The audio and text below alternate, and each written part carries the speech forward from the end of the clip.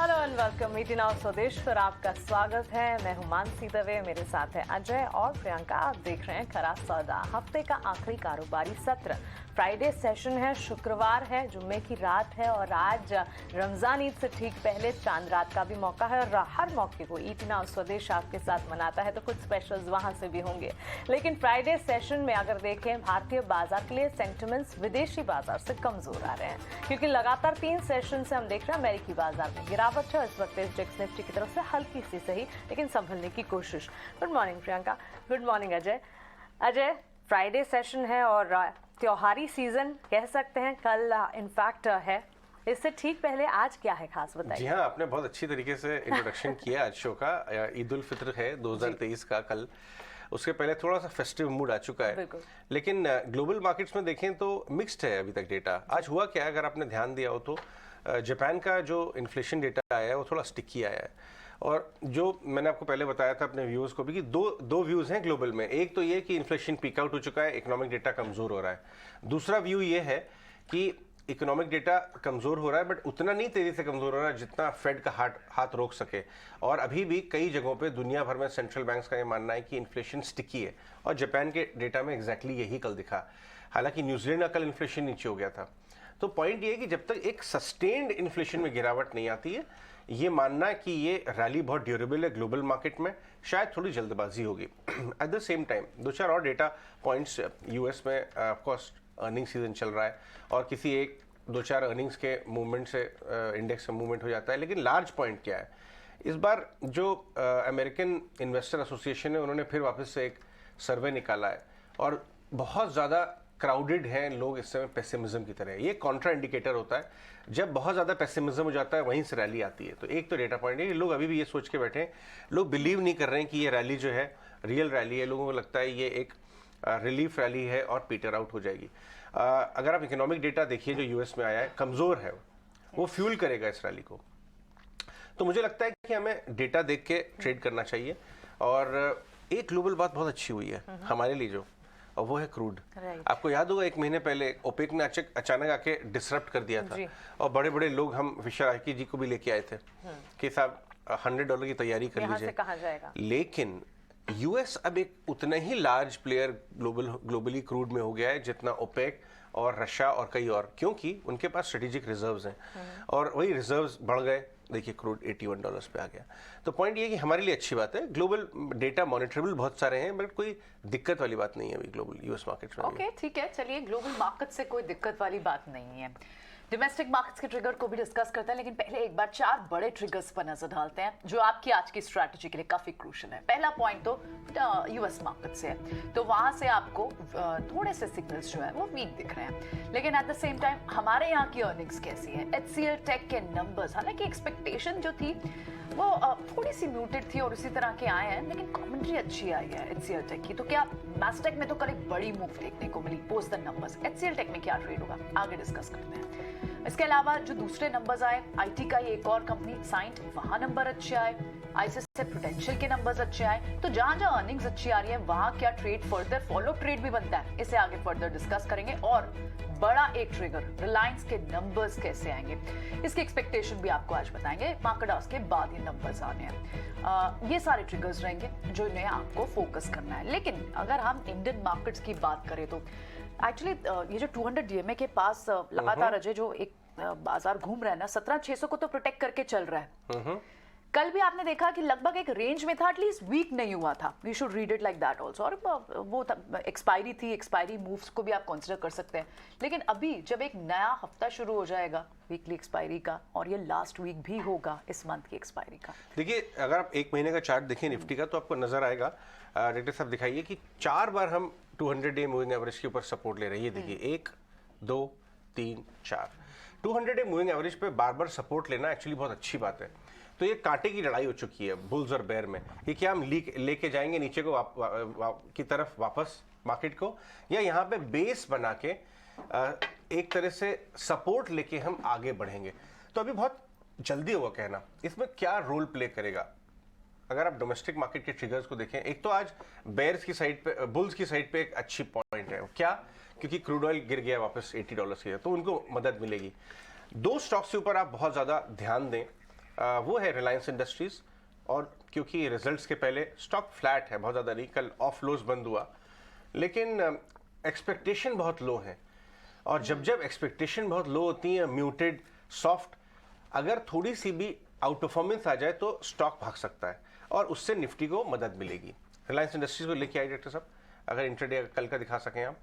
तो जब एक्सपेक्टेशन लो होती है तो आउट परफॉर्म करना आसान होता है, जब एक्सपेक्टेशन एलिवेटेड होती है जैसे एचडीएफसी बैंक में हुआ था तो आउट परफॉर्म करना मुश्किल होता है। फॉलोअप में सेलिंग आई थी, इसमें डिफरेंट है, नेगेटिव बंद हुआ, फ्लैट, कोई कुछ एक्सपेक्ट ही नहीं कर रहा है एक एवरेज क्वार्टर।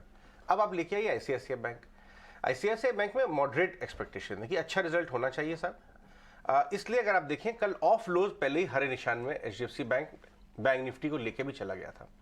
तो ये दोनों रिजल्ट जो है मंडे या नियर टर्म में बाजार कैसा होगा इसकी उसको बैंक निफ्टी और निफ्टी को असर डालेंगे। और एक और बात मैं कहना चाहूँगा आपको, हमने कई बार ट्विटर पे भी और आप लोगों से भी डिस्कस किए कि आईटी का बहुत हाई प्रोबेबिलिटी है कि ये जो एक दो सीरीज है, या तो ये सीरीज या next series near term bottom बना सकती है, क्योंकि पीक पेसिमिज्म इन 45 दिन के अंदर कैप्चर हो सकता है। ऐसे आपके इन्फोसिस ने पेसिमिज्म का डरावना रूप दिखाया 10-10% सब, लेकिन इन्फी को छोड़ के बाकी कई स्टॉक्स, एचसीएल टेक, टेक महिंद्रा, परसिस्टेंट, आज साइंट करेगा, सब ऑफलोज हैं, सब वहां से 5-7-10% भाग चुके हैं। एचसीएल टेक ने एवरेज रिजल्ट दिए, मीट्स एक्सपेक्टेशन वाला मामला निकल के आ रहा है, लेकिन कमेंट्री अच्छी दे दी है तो अगेन रिबाउंड का चांसेस बढ़ गया। कल साइंट आपने देखा होगा, आज भागेगा साइंट। कल कौन सा मैस्टेक 14% भाग गया अच्छे रिजल्ट के बाद। मिड कैप आईटी अपनी एक तेजी में, तो अगर मिड कैप आईटी और part of large cap IT तो बाजार को मदद मिल सकती है। इन चीजों के ऊपर आप ध्यान दीजिए, और mid cap quality, mid cap result based, जहां जहां कमेंट्री अच्छी आ रही है बाजार उसको अलग तरीके से रिबाउंड कर रहा है। तो पॉइंट ये है कि बहुत ज्यादा रीजंस इस समय मंदी के नहीं दिख रहे हैं। At least first batch of earnings जो आ रही है, अगला वीक भी इंपॉर्टेंट होगा, लेकिन इन सब चीजों के ऊपर आप ध्यान दीजिए। ओके, तो मार्केट में ऑप्टिमिस्टिक नजरिया इस वक्त, और ओवरऑल मार्केट की तो बात हुई, लेकिन एक और चीज जो काफी अहम रही अजय, वो थी आरबीआई के मिनट्स। और एमपीसी के मिनट्स में महंगाई को लेकर लड़ाई तो अब भी जारी है, लेकिन इस वक्त इंफ्रा स्पेंड्स पर और उसके फायदों पर भी बातचीत की गई। देखिए ये बहुत इंपॉर्टेंट है एक पॉइंट इस समय बाजार के लिए एमपीसी मिनट्स का निकालना, वो ये कि कल अगर आप एमपीसी मिनट्स की कमेंट्री को एनालाइज करें तो आपको नजर के आएगा कि जो जिस्ट है सारे मेंबर्स का मिला के, वो ये निकल के आ रहा है कि अभी जो पॉज है ये शायद टेम्परेरी हो सकता है, क्योंकि इन्फ्लेशन के अगेंस्ट लड़ाई अभी पूरी तरह ओवर नहीं है। और बाजार ये मान के चल रहा था कि साहब ये प्रोलॉन्ग पॉज हो जाएगा। तो एक पॉइंट ये है, शायद एक दो हाइक्स और जरूरी होंगे कमर तोड़ने के लिए इन्फ्लेशन की। जेआर वर्मा जी जो हैं उन्होंने सबसे ज्यादा बेरिश टाइप की बोल दिया कि अभी संभव है कि इन्फ्लेशन वापस आ सकता है, इसलिए एक दो कड़ा रुख अभी उन्होंने अपनाया है। तो पॉइंट ये, बाजार को ये एब्जॉर्ब करना चाहिए कि शायद ये पॉज जो है परमानेंट पॉज नहीं है, एक दो हाइक्स आ सकते हैं। इसको आप कंपेयर करिए, कल फेड के बहुत सारे मेंबर्स ने भी कमेंट्री दी है, एग्जैक्ट कमेंट्री आपको निकल के आएगी कि शायद अभी इन्फ्लेशन के अगेंस्ट लड़ाई पूरी नहीं हुई है, कुछ और रेट हाइक्स जरूरी हो सकते हैं, वहां यूएस में भी या हमारे यहाँ भी। तो ये भी एक बाजार के लिए दबाव करने वाला फैक्टर है, इसलिए बताना जरूरी है, लेकिन हम डिटेल में उसमें आगे शो में बात करेंगे। अभी हम जाते हैं डिम्पी के पास और पता करते हैं कि फ्यूचर्स एंड ऑप्शन में डेटा क्या बता रहा है। Good morning Dimpy. Good morning Ajay. अगर आप निफ्टी के हिसाब से देख रहे हैं तो एक्चुअली उसका ट्रेड कल का जो ट्रेंड है वो बिल्कुल फ्लैट था। आप यकीन नहीं मानेंगे, उसका बिल्डअप करीब 0.5% भी नहीं बन पाया। इसका मतलब मार्केट्स में काफ़ी बड़ी टसल चल रही है इस 200 दिनों के एवरेज के आसपास, जिसको हम 4 दिन से आपका साथ बता रहे हैं कि 17,600 गया तो फिर आप थोड़ा और क्रैक देखेंगे। अगर ये नहीं गया तो यहीं पर आप संभल कर वापस से 100-200 पॉइंट की रिकवरी भी देख सकते हैं, लेकिन इससे ज़्यादा कुछ नहीं होगा। वो इसलिए इससे ज़्यादा कुछ नहीं होगा क्योंकि वॉलेटिलिटी इंडेक्स कम है। ये चार्ट आप देख पा रहे हैं जिसमें हमने 17,600 की इंपॉर्टेंस बॉक्स में पिछले 4 दिन से बता रहे हैं। आज हमने डीएमए के चार्ट्स भी दिए हैं आपको, उसके अंदर भी आप देख रहे होंगे 17,600 पे आके back to back 3rd 4th day है जब उसने सपोर्ट ले लिया। खैर मैं एक एक करके पॉइंट्स लेके आता हूं आपके लिए। निफ्टी के अंदर अगर आप चेंज देखेंगे तो कल कुछ भी नहीं था। एक पॉइंट और है, प्रीमियम 30 पॉइंट्स का हो गया। अब हम एक्सपायरी से हफ्ता भर दूर है। आप तो प्रीमियम्स थोड़े थोड़े कम हुए हैं, यानी कि मार्केट्स के अंदर एग्रेशन नहीं है। ये प्रीमियम एग्रेशन का भी एक सूचक होता है, तो वो एग्रेशन नहीं है। इसलिए बाजार के बाद आज भी आप कोई बहुत बड़ी उम्मीद ना कीजिएगा, क्योंकि जब रिलायंस के नंबर आएंगे उसका इंपैक्ट तो मंडे को जाके देखेंगे, तो इसलिए आज ज़्यादा इंपैक्ट नहीं करना, इंपैक्ट नहीं आएगा मार्केट के अंदर। दूसरा आते हैं बैंक निफ्टी पे। देखिए बैंक निफ्टी के अंदर कल थोड़ी पोजीशंस बनी है 3% के आसपास की, और आप जब क्रूड के बारे में बात कर ही रहे थे तो हमारी नज़र बार बार बैंकिंग काउंटर्स पे भी जा रही थी। हमने तुरंत बैंकिंग काउंटर्स को चेक किया तो पोजीशंस काफ़ी ठीक लगती हुई दिख रही हैं। इसलिए क्रूड का फॉल का इंपैक्ट फौरी तौर पर इमीडिएट जिसे हम कहते हैं वो बैंक निफ्टी पर आता है, इसलिए कल पोजीशंस थोड़ी स्ट्रांग भी बनी है। हालांकि ये भी 42,500 के रेजिस्टेंस को रेजिस्टेंस मानता है अपना, तो 42,500 जब तक पार नहीं होगा ये फिसल के नीचे आएगा। इसके लिए एक बहुत इंपॉर्टेंट लेवल में आप बता देता हूं, जो सपोर्ट रेजिस्टेंस में भी आप देख पा रहे होंगे वह 42,000। पिछले 4 दिन से इसने 42,000 के लेवल को बचाया हुआ है। अगर ये गया तो आप सिर्फ 5 मिनट के अंदर उम्मीद कर सकते हैं, 5 मिनट के अंदर भी 200 पॉइंट बैंक निफ्टी तोड़ने की कैपेसिटी रखता है अपने आप को। इसलिए 42,000 को बहुत ही क्रिटिकली वॉच कीजिएगा, ये नहीं टूटना चाहिए किसी भी हालत में। आते हैं, अच्छा इसके अंदर एक पॉइंट मैं आपको बता दूं, बैंक निफ्टी का प्रीमियम खत्म हो चुका है। 0.1 1% का प्रीमियम है, सिर्फ 1 पॉइंट का प्रीमियम।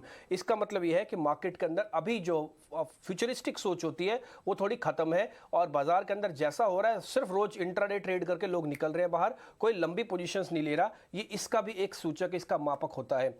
आते हैं पीसीआर पे, पुट कॉल रेशियो 1 के नीचे है। इसका मतलब बुल्स ग्रिप है तो सही, लेकिन थोड़ी लूजन है। आप ये फील भी कर रहे होंगे कि मार्केट को जब नीचे आता है तो पुल बैक स्ट्रांग नहीं आ रहा, आ तो रहा है पुल बैक, लेकिन स्ट्रांग कहां है? आप उसी रेंज में हो, सिर्फ सपोर्ट को बचा रहे हो, रेजिस्टेंस को ब्रेक नहीं कर रहे। दोनों में फर्क है, सपोर्ट को बचाना और रेजिस्टेंस को ब्रेक करना। इसलिए मैं इसको इंपॉर्टेंस दे रहा हूं, लेकिन बहुत ज्यादा नहीं। आते हैं वॉलेटिलिटी इंडेक्स पे। देखिए विक्स वापस से 12 के नीचे पहुंचा है। मैंने आपको बताया 11 से लेकर 13.5 तक के विक्स की कोई इंपॉर्टेंस नहीं है, ये आपके लिए कुछ नहीं करेगा। आप हमेशा साइडवेज सोचेंगे और इरिटेट होते रहेंगे, जैसे कल आप इरिटेट हो गए इंडेक्स को देख के। शायद कुछ आज भी ऐसा आपके साथ होता दिखे, क्योंकि वॉलेटिलिटी इंडेक्स नीचे है। लेकिन एक चीज मैं आपको बता दूं, हम वापस से ऑल टाइम लो की तरफ जा रहे हैं। मार्केट के अंदर फियर ऑल टाइम लो का ब्रेक करने के लिए कोई अच्छी खबर चाहिए, नहीं तो ये फियर बहुत तेजी से बढ़ेगा और बाजार को वापस से क्रैक दे देगा। इसलिए विक्स बाजार के एंटी आके खड़ा हो रहा है, ये पॉजिटिव नहीं है इस जगह पर आके। आते हैं एफआईज की पोजीशंस पे कि एफआईज ने कल क्या किया है। देखिए 8,000 करोड़ रुपए की उनकी सेलिंग हुई है ऑप्शंस के अंदर, और कैश के अंदर भी बिकवाली हुई है। आप अपने स्क्रीन पे देख पा रहे होंगे, जब मार्केट में एफआईज ऑप्शन और कैश एक साथ बेचेगा तो सपोर्ट खतरे में आ जाएंगे। इसलिए मैं 17,600 के सपोर्ट को थोड़ा बहुत ही क्रिटिकली देख रहा हूं, 42,000 के बैंक निफ्टी को। मेरे को ऐसा लगता है कि 17,600 पहले टूट जाएगा, 42,000 को टूटने में थोड़ी मेहनत करनी पड़ेगी, क्योंकि बैंक निफ्टी के पास अभी भी फ्रेश लॉन्ग पोजीशंस के डाटा बनते हुए दिख रहे हैं। आते हैं कल रिटेल ने कल क्या किया। रिटेल ने कल फ्यूचर्स को बेचा है, कुछ हद तक कॉल्स बेची हैं और पुटें खरीदी हैं। रिटेल भी इतना समझदार हो चुका है कि धीरे धीरे करके सपोर्ट पे उसको फ्यूचर्स बेचने चाहिए, उसने बेचा है। एफआईज ने क्या किया, एफआईज ने फ्यूचर्स को कल खरीदा है फिर से, और उन्होंने कल कॉल्स भी खरीदी हैं। और जो मैं अभी आपको एफआईज का नंबर भी बता रहा था कि कैश और ऑप्शंस दोनों में उन्होंने बेचा है, और अगर फ्यूचर्स में उन्होंने खरीद लिया, इसका मतलब मार्केट को साइडवेज कर देगा, जिसके बारे में मैंने शुरुआत में भी आपके सामने बात रखी थी।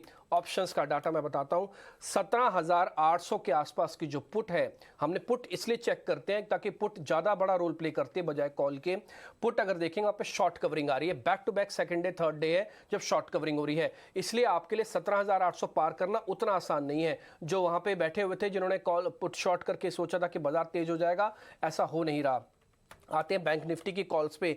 बैंक निफ्टी के अगर आप 42,000 की पुट देखेंगे, जो कि बहुत इंपॉर्टेंट है, जिसकी मैं इंपॉर्टेंस बार बार आपको बता रहा हूं, यहाँ पे अभी भी शॉर्टिंग जारी है। जिस दिन ये शॉर्टिंग रुक जाएगी 42,000 की पुट के अंदर, उस दिन आप सोचेंगे कि आपके लिए खतरा थोड़ा बढ़ जाएगा।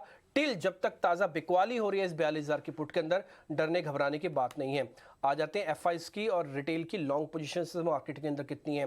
एफआईज करीब 37% लॉन्ग पोजीशंस लेके बैठा है। पिछले 3 दिन से एफआईज ने अपनी पोजीशंस में कोई चेंज नहीं किया, वही 36-37 चल रहा है। और रिटेल भी समझदार है, उसने भी कोई चेंज नहीं किया। ये कांटे की टक्कर है एफआईज वर्सेस रिटेल की, देखते हैं जीतता कौन है। हमने कुछ एक शेयर्स भी आपके लिए निकाल के रखे हैं जहां पे कल ताज़ा खरीदारी हुई है, कुछ शॉर्ट कवरिंग वाले शेयर्स भी हैं, इसमें फ्रेश शॉर्ट्स यानी कि ताज़ा बिकवाली और अनवाइंडिंग के शेयर्स भी हमने डाले हैं। आप इन सभी शेयर्स पे ध्यान रखिएगा। जो हरे कलर में आ रहे हैं उस पे पोजीशंस पॉजिटिव रखेगा, और जो रेड कलर में आपको दिख रहे हैं इसका सपोर्ट चेक करा के शॉर्ट कीजिएगा। कई शेयर ऐसे होते हैं जो टूट जाते हैं बट सपोर्ट के आसपास खड़े हुए होते हैं। रही बात बैन शेयर्स की, तो एफ एंड ओ बैन में आज कोई भी शेयर नहीं है। ऑलराइट, ठीक है। तो ये तो रहा एफएनओ का डेटा। शुक्रिया डिम्पी ये सारे कुछ कंपाइल करके लाने के लिए। अब इस डेटा को पर्सपेक्टिव में कैसे डालना है, यानी आज का ट्रेड स्ट्रैटेजी क्या बनानी है, इंडेक्स पर, स्टॉक्स पर, ये सब बताने के लिए हमारे साथ हमारे एक्सपर्ट्स बने हुए हैं। हमारे साथ संतोष मीना है, राहुल घोष हैं और साथ ही हमारे साथ सौरभ सिसोदिया हैं। Good morning to all of you. Santosh, आप बताएं आप कैसे रीड कर रहे हैं इस वक्त इंडेक्स को? कल 3 दिन से लगातार बाजार कंसोलिडेट कर रहा है, क्या ऊपर की तरफ ब्रेकआउट की पॉसिबिलिटी दिखती है आज? Good morning everyone. जो मार्केट का जो करंट सेटअप वो टिपिकली एक तेजी वाले मार्केट का सेटअप है। हमने एक हेडलाइन इंडेक्स निफ्टी में 1000 पॉइंट्स की रैली देखी, देन हमने एक कंसोलिडेशन और छोटा मोटा प्रॉफिट बुकिंग देखा। बट ड्यूरिंग दिस पीरियड आप देखो तो इंडिविजुअल कई सारे पॉकेट से मार्केट नए आइडियाज ढूंढने की कोशिश कर रहा है। हमने परसों राइज एंड शुगर स्टॉक्स में तेजी देखी थी, कल footwear, innerwear and hotel stocks में अच्छा मोमेंटम देखने को मिला है। तो ये एक अच्छा हेल्दी साइन होता है मार्केट के लिए और कभी भी मार्केट फिर से मोमेंटम पकड़ सकता है। टेक्निकली निफ्टी अपने 200 दिन के मूविंग एवरेज जो 17570 के आसपास है उसके ऊपर प्लेस्ड है, को तोड़ नहीं रहा है। अगर 570 ब्रेक भी होता है तो 17500 17400 नेक्स्ट सपोर्ट लेवल रहेंगे और ऊपर में 17700 एक इमीडिएट हर्डल का काम कर रहा है। तो 17700 के ऊपर जैसे ही निकलेगा मुझे लगता है फिर से मोमेंटम बढ़ते दिखेगा, फिर 17850 18000 के लेवल देखने को मिल सकते हैं। फॉर टाइमिंग मोमेंटम नहीं है तो होल्ड करने की सलाह है, लेकिन मैं ये कहूंगा जो थोड़ा सा एग्रेसिव है तो 17700 जैसे ही क्रॉस करता है बाइंग साइड अपॉर्चुनिटी देख सकते हो। बैंक निफ्टी की भी बात करें तो बैंक निफ्टी भी 42000 के ऊपर अच्छे से कंसोलिडेट कर रहा है। ऊपर में हालांकि 42500 से 43000 एक रेजिस्टेंस एरिया जरूर है, लेकिन वो अगर आईसीआईसीआई बैंक के रिजल्ट्स सेंटीमेंट चेंज करते हैं तो शायद हमको एक और मैसिव शॉर्ट कवरिंग रैली देखने को मिल सकती है। नीचे 41700 एक अच्छा स्ट्रॉन्ग सपोर्ट लेवल है। तो व्यू बुलिश है अभी कंसोलिडेशन में। अगर आप इंडेक्स को होल्ड करना चाहे तो कर सकते हैं, इंडिविजुअल स्टॉक्स आइडिया पे फोकस कर सकते हैं, लेकिन जो प्रीएम्प्टिव ट्रेड लेना चाहता है तो मेरे हिसाब से बाइंग की अपॉर्चुनिटी भी देख सकता है। ओके, तो चलिए इंडेक्स पर ये है संतोष का नजरिया। Saurabh, good morning. Lacklustre trade तो हमने देखा है इस पूरे हफ्ते, लेकिन एक बात ये भी है कि 17600 के लेवल्स को बचाए रखने की पूरी कोशिश की है निफ्टी ने और इस कोशिश में कामयाबी भी मिली है। कैसे देखते हैं आज के ट्रेड्स को आप? Good morning Mansi. निफ्टी की अगर बात करें तो हम देखेंगे मार्केट में तेजी के बाद मार्केट 4 दिन से नीचे आ रहा है, पुल बैक दे रहा है। बट एक चीज देखने लायक है कि जो बेयर्स की स्ट्रेंथ है वो धीरे धीरे कम हो रही है। पहले दिन जब एक रेड कैंडल बना था, एक बड़ी रेड कैंडल थी, उसके बाद जो कैंडल्स है उनकी स्ट्रेंथ कम हो रही है। इनफैक्ट कल डॉजी कैंडलस्टिक बनी है ऑन द डेली चार्ट और ये जो कैंडलस्टिक बनी है 200 मूविंग एवरेज के आसपास बनी है। तो मैं ये रीड कर पा रहा हूँ कि जो बेयर्स की स्ट्रेंथ है लोअर लेवल्स पे कम हो रही है। तो यहाँ पे जो रिस्क टू रिवॉर्ड फेवरेबल है बुल्स के लिए है। तो यहाँ पे आई थिंक एक लॉन्ग पोजीशन बनाने की सलाह होगी। 17550 के स्टॉप लॉस से निफ्टी में लॉन्ग पोजीशन बनाई जा सकती है। ऑन द अपसाइड मुझे लग रहा है 17800 की तेजी निफ्टी में देखी जा सकती है। राइट, राहुल घोष को भी जोड़ते बातचीत में। Rahul, good morning. आप कैसे ट्रेड कर रहे हैं इंडिसेस को, निफ्टी, बैंक निफ्टी? नमस्ते एंड गुड मॉर्निंग। तो निफ्टी एक बहुत ही इंटरेस्टिंग जोन में है। तो बिटवीन 17,400 एंड 17,500 हमारा जो 20 डे ईएमए है और 200 डे ईएमए है दोनों आता है। नाउ अगर इस लेवल को ब्रेक कर देता है तो एक्चुअली ये इंटरमीडिएट अप ट्रेंड जो है पॉज हो जाता है। दूसरा, मैं अगर आप नोटिस करेंगे कुछ हफ्तों से कहता आ रहा हूं कि 17,650 और 17,900 का जो कंजेशन जोन है जहां निफ्टी क्रॉस नहीं कर पा रहा है, आप नोटिस करेंगे लास्ट फ्यू डेज से वो शिफ्ट हो गया है अभी। Now the congestion zone is 17,800 to 18,000 जहां पे ज्यादा इंस्टीट्यूशनल ऑर्डर्स पड़े हुए हैं। तो एकदम बीच में है Nifty. Instead of trading Nifty मैं सलाह दूंगा कि बैंक निफ्टी को ट्रेड किया जाए, क्योंकि अगर बैंक निफ्टी 42,000 के नीचे भी आता है तो 41,500 और 41,000 में इतने सारे सेलर्स हैं, we can still expect upside on the bank Nifty. तो लॉन्ग बैंक निफ्टी की तरफ रहना चाहिए और अगर 42,000 के नीचे भी डिप होता है one can expect bank Nifty to rally more than Nifty. ठीक है, और राइट, तो ये तो इंडेक्स पर एक फिर से आपको डिवाइडेड सा व्यू दिख रहा है। ठीक है, बैंक निफ्टी में बुलिशनेस थी और अभी आप निफ्टी पर भी एक व्यू दे रहे हैं। ठीक है, बढ़ते हैं आगे और इस वक्त के 3 बड़े स्टॉक्स क्या हैं? त्रिमूर्ति शेयर शरद ने कंपाइल किया, उनसे समझ लेते हैं, फिर इन्हें डिस्कस करेंगे। एक्सपर्ट्स की रिकमेंडेशन भी होंगी आगे। बताएं शरद। जी बिल्कुल, मैक्स हेल्थ केयर फोकस में रहने वाला है और यहाँ पे देखें तो कंपनी जो है फ्रंट रनर बन चुकी है केयर हॉस्पिटल्स को एक्वायर करने के लिए टीपीजी से। ऑलरेडी उन्होंने जो है एक एक्सक्लूसिविटी डील भी साइन कर ली है। और याद रखिए जो केयर हॉस्पिटल्स का वैल्यूएशन है लगभग 5,500 to 6,500 करोड़ का है। और केयर हॉस्पिटल्स का ऑफकोर्स ऑपरेशंस इंडिया में है, लेकिन उनका बांग्लादेश में भी एक ऑपरेशंस है, तो इस पे भी जो है इंपॉर्टेंट डेवलपमेंट्स देखने मिल रही है। हालांकि याद रखिए जो private equity major player Blackstone भी जो है अभी भी इस फोरे में है। इसके अलावा दूसरा कंपनी जो फोकस में रहेगा वो है अशोका बिल्डकॉइन। यहाँ पे जो है प्राइवेट इक्विटी प्लेयर KKR और ईडलवाइज बैक्ड सिक्योरा ये भी रेस में है, जहाँ पे उनकी जो एक नई हैम प्रोजेक्ट्स है लगभग आप कह सकते हैं 11 रोड प्रोजेक्ट्स की, उसको जो है वो अक्वायर कर सकते हैं। ऑफकोर्स इसके जो टोटल वैल्यू आ रही है इक्विटी वैल्यू सिर्फ वो लगभग 1300 करोड़ का आ रहा है। और इंटरेस्ट जो है ऑफकोर्स क्यूब इन्वेस्टमेंट्स और श्रेम इन्वेस्ट से भी देखने मिला है, तो उस पर भी ज़रूर फोकस रखेगा। और तीसरा स्टॉक जो दिन के ट्रेड में आपके फोकस में होना चाहिए वो है स्टर्लिंग विल्सन। अब यहाँ पे जो है Q4 नंबर्स देखें तो बहुत वीक सेट ऑफ नंबर्स देखने मिले हैं, और जो लॉसेस बढ़ी है वो एक वन ऑफ EPC की रेवेन्यू रिवर्सल की एडजस्टमेंट भी हुई है। और आप लॉसेस देख सकते हैं लगभग 3 गुना बढ़ चुकी है और ऑलमोस्ट 400 करोड़ प्लस लॉसेस दिख रही है फोर्थ क्वार्टर में। राइट, ठीक है शरद, बहुत बहुत शुक्रिया। आगे बढ़ते हैं और बातचीत करते हैं स्पेसिफिक ट्रेड्स, क्योंकि ये मार्केट हो चुका है काफी स्टॉक स्पेसिफिक। संतोष मीना, राहुल घोष और सौरभ सिसोदिया। सौरभ से शुरुआत करते हैं। सौरभ बताइए क्या है आपके ट्रेडिंग आइडिया इस समय? लॉन्ग शॉर्ट मिक्स है या लॉन्ग ज्यादा है या शॉर्ट ज्यादा है? गुड मॉर्निंग अजय, मेरे दोनों picks on the long side है। पहला स्टॉक रहेगा SBI।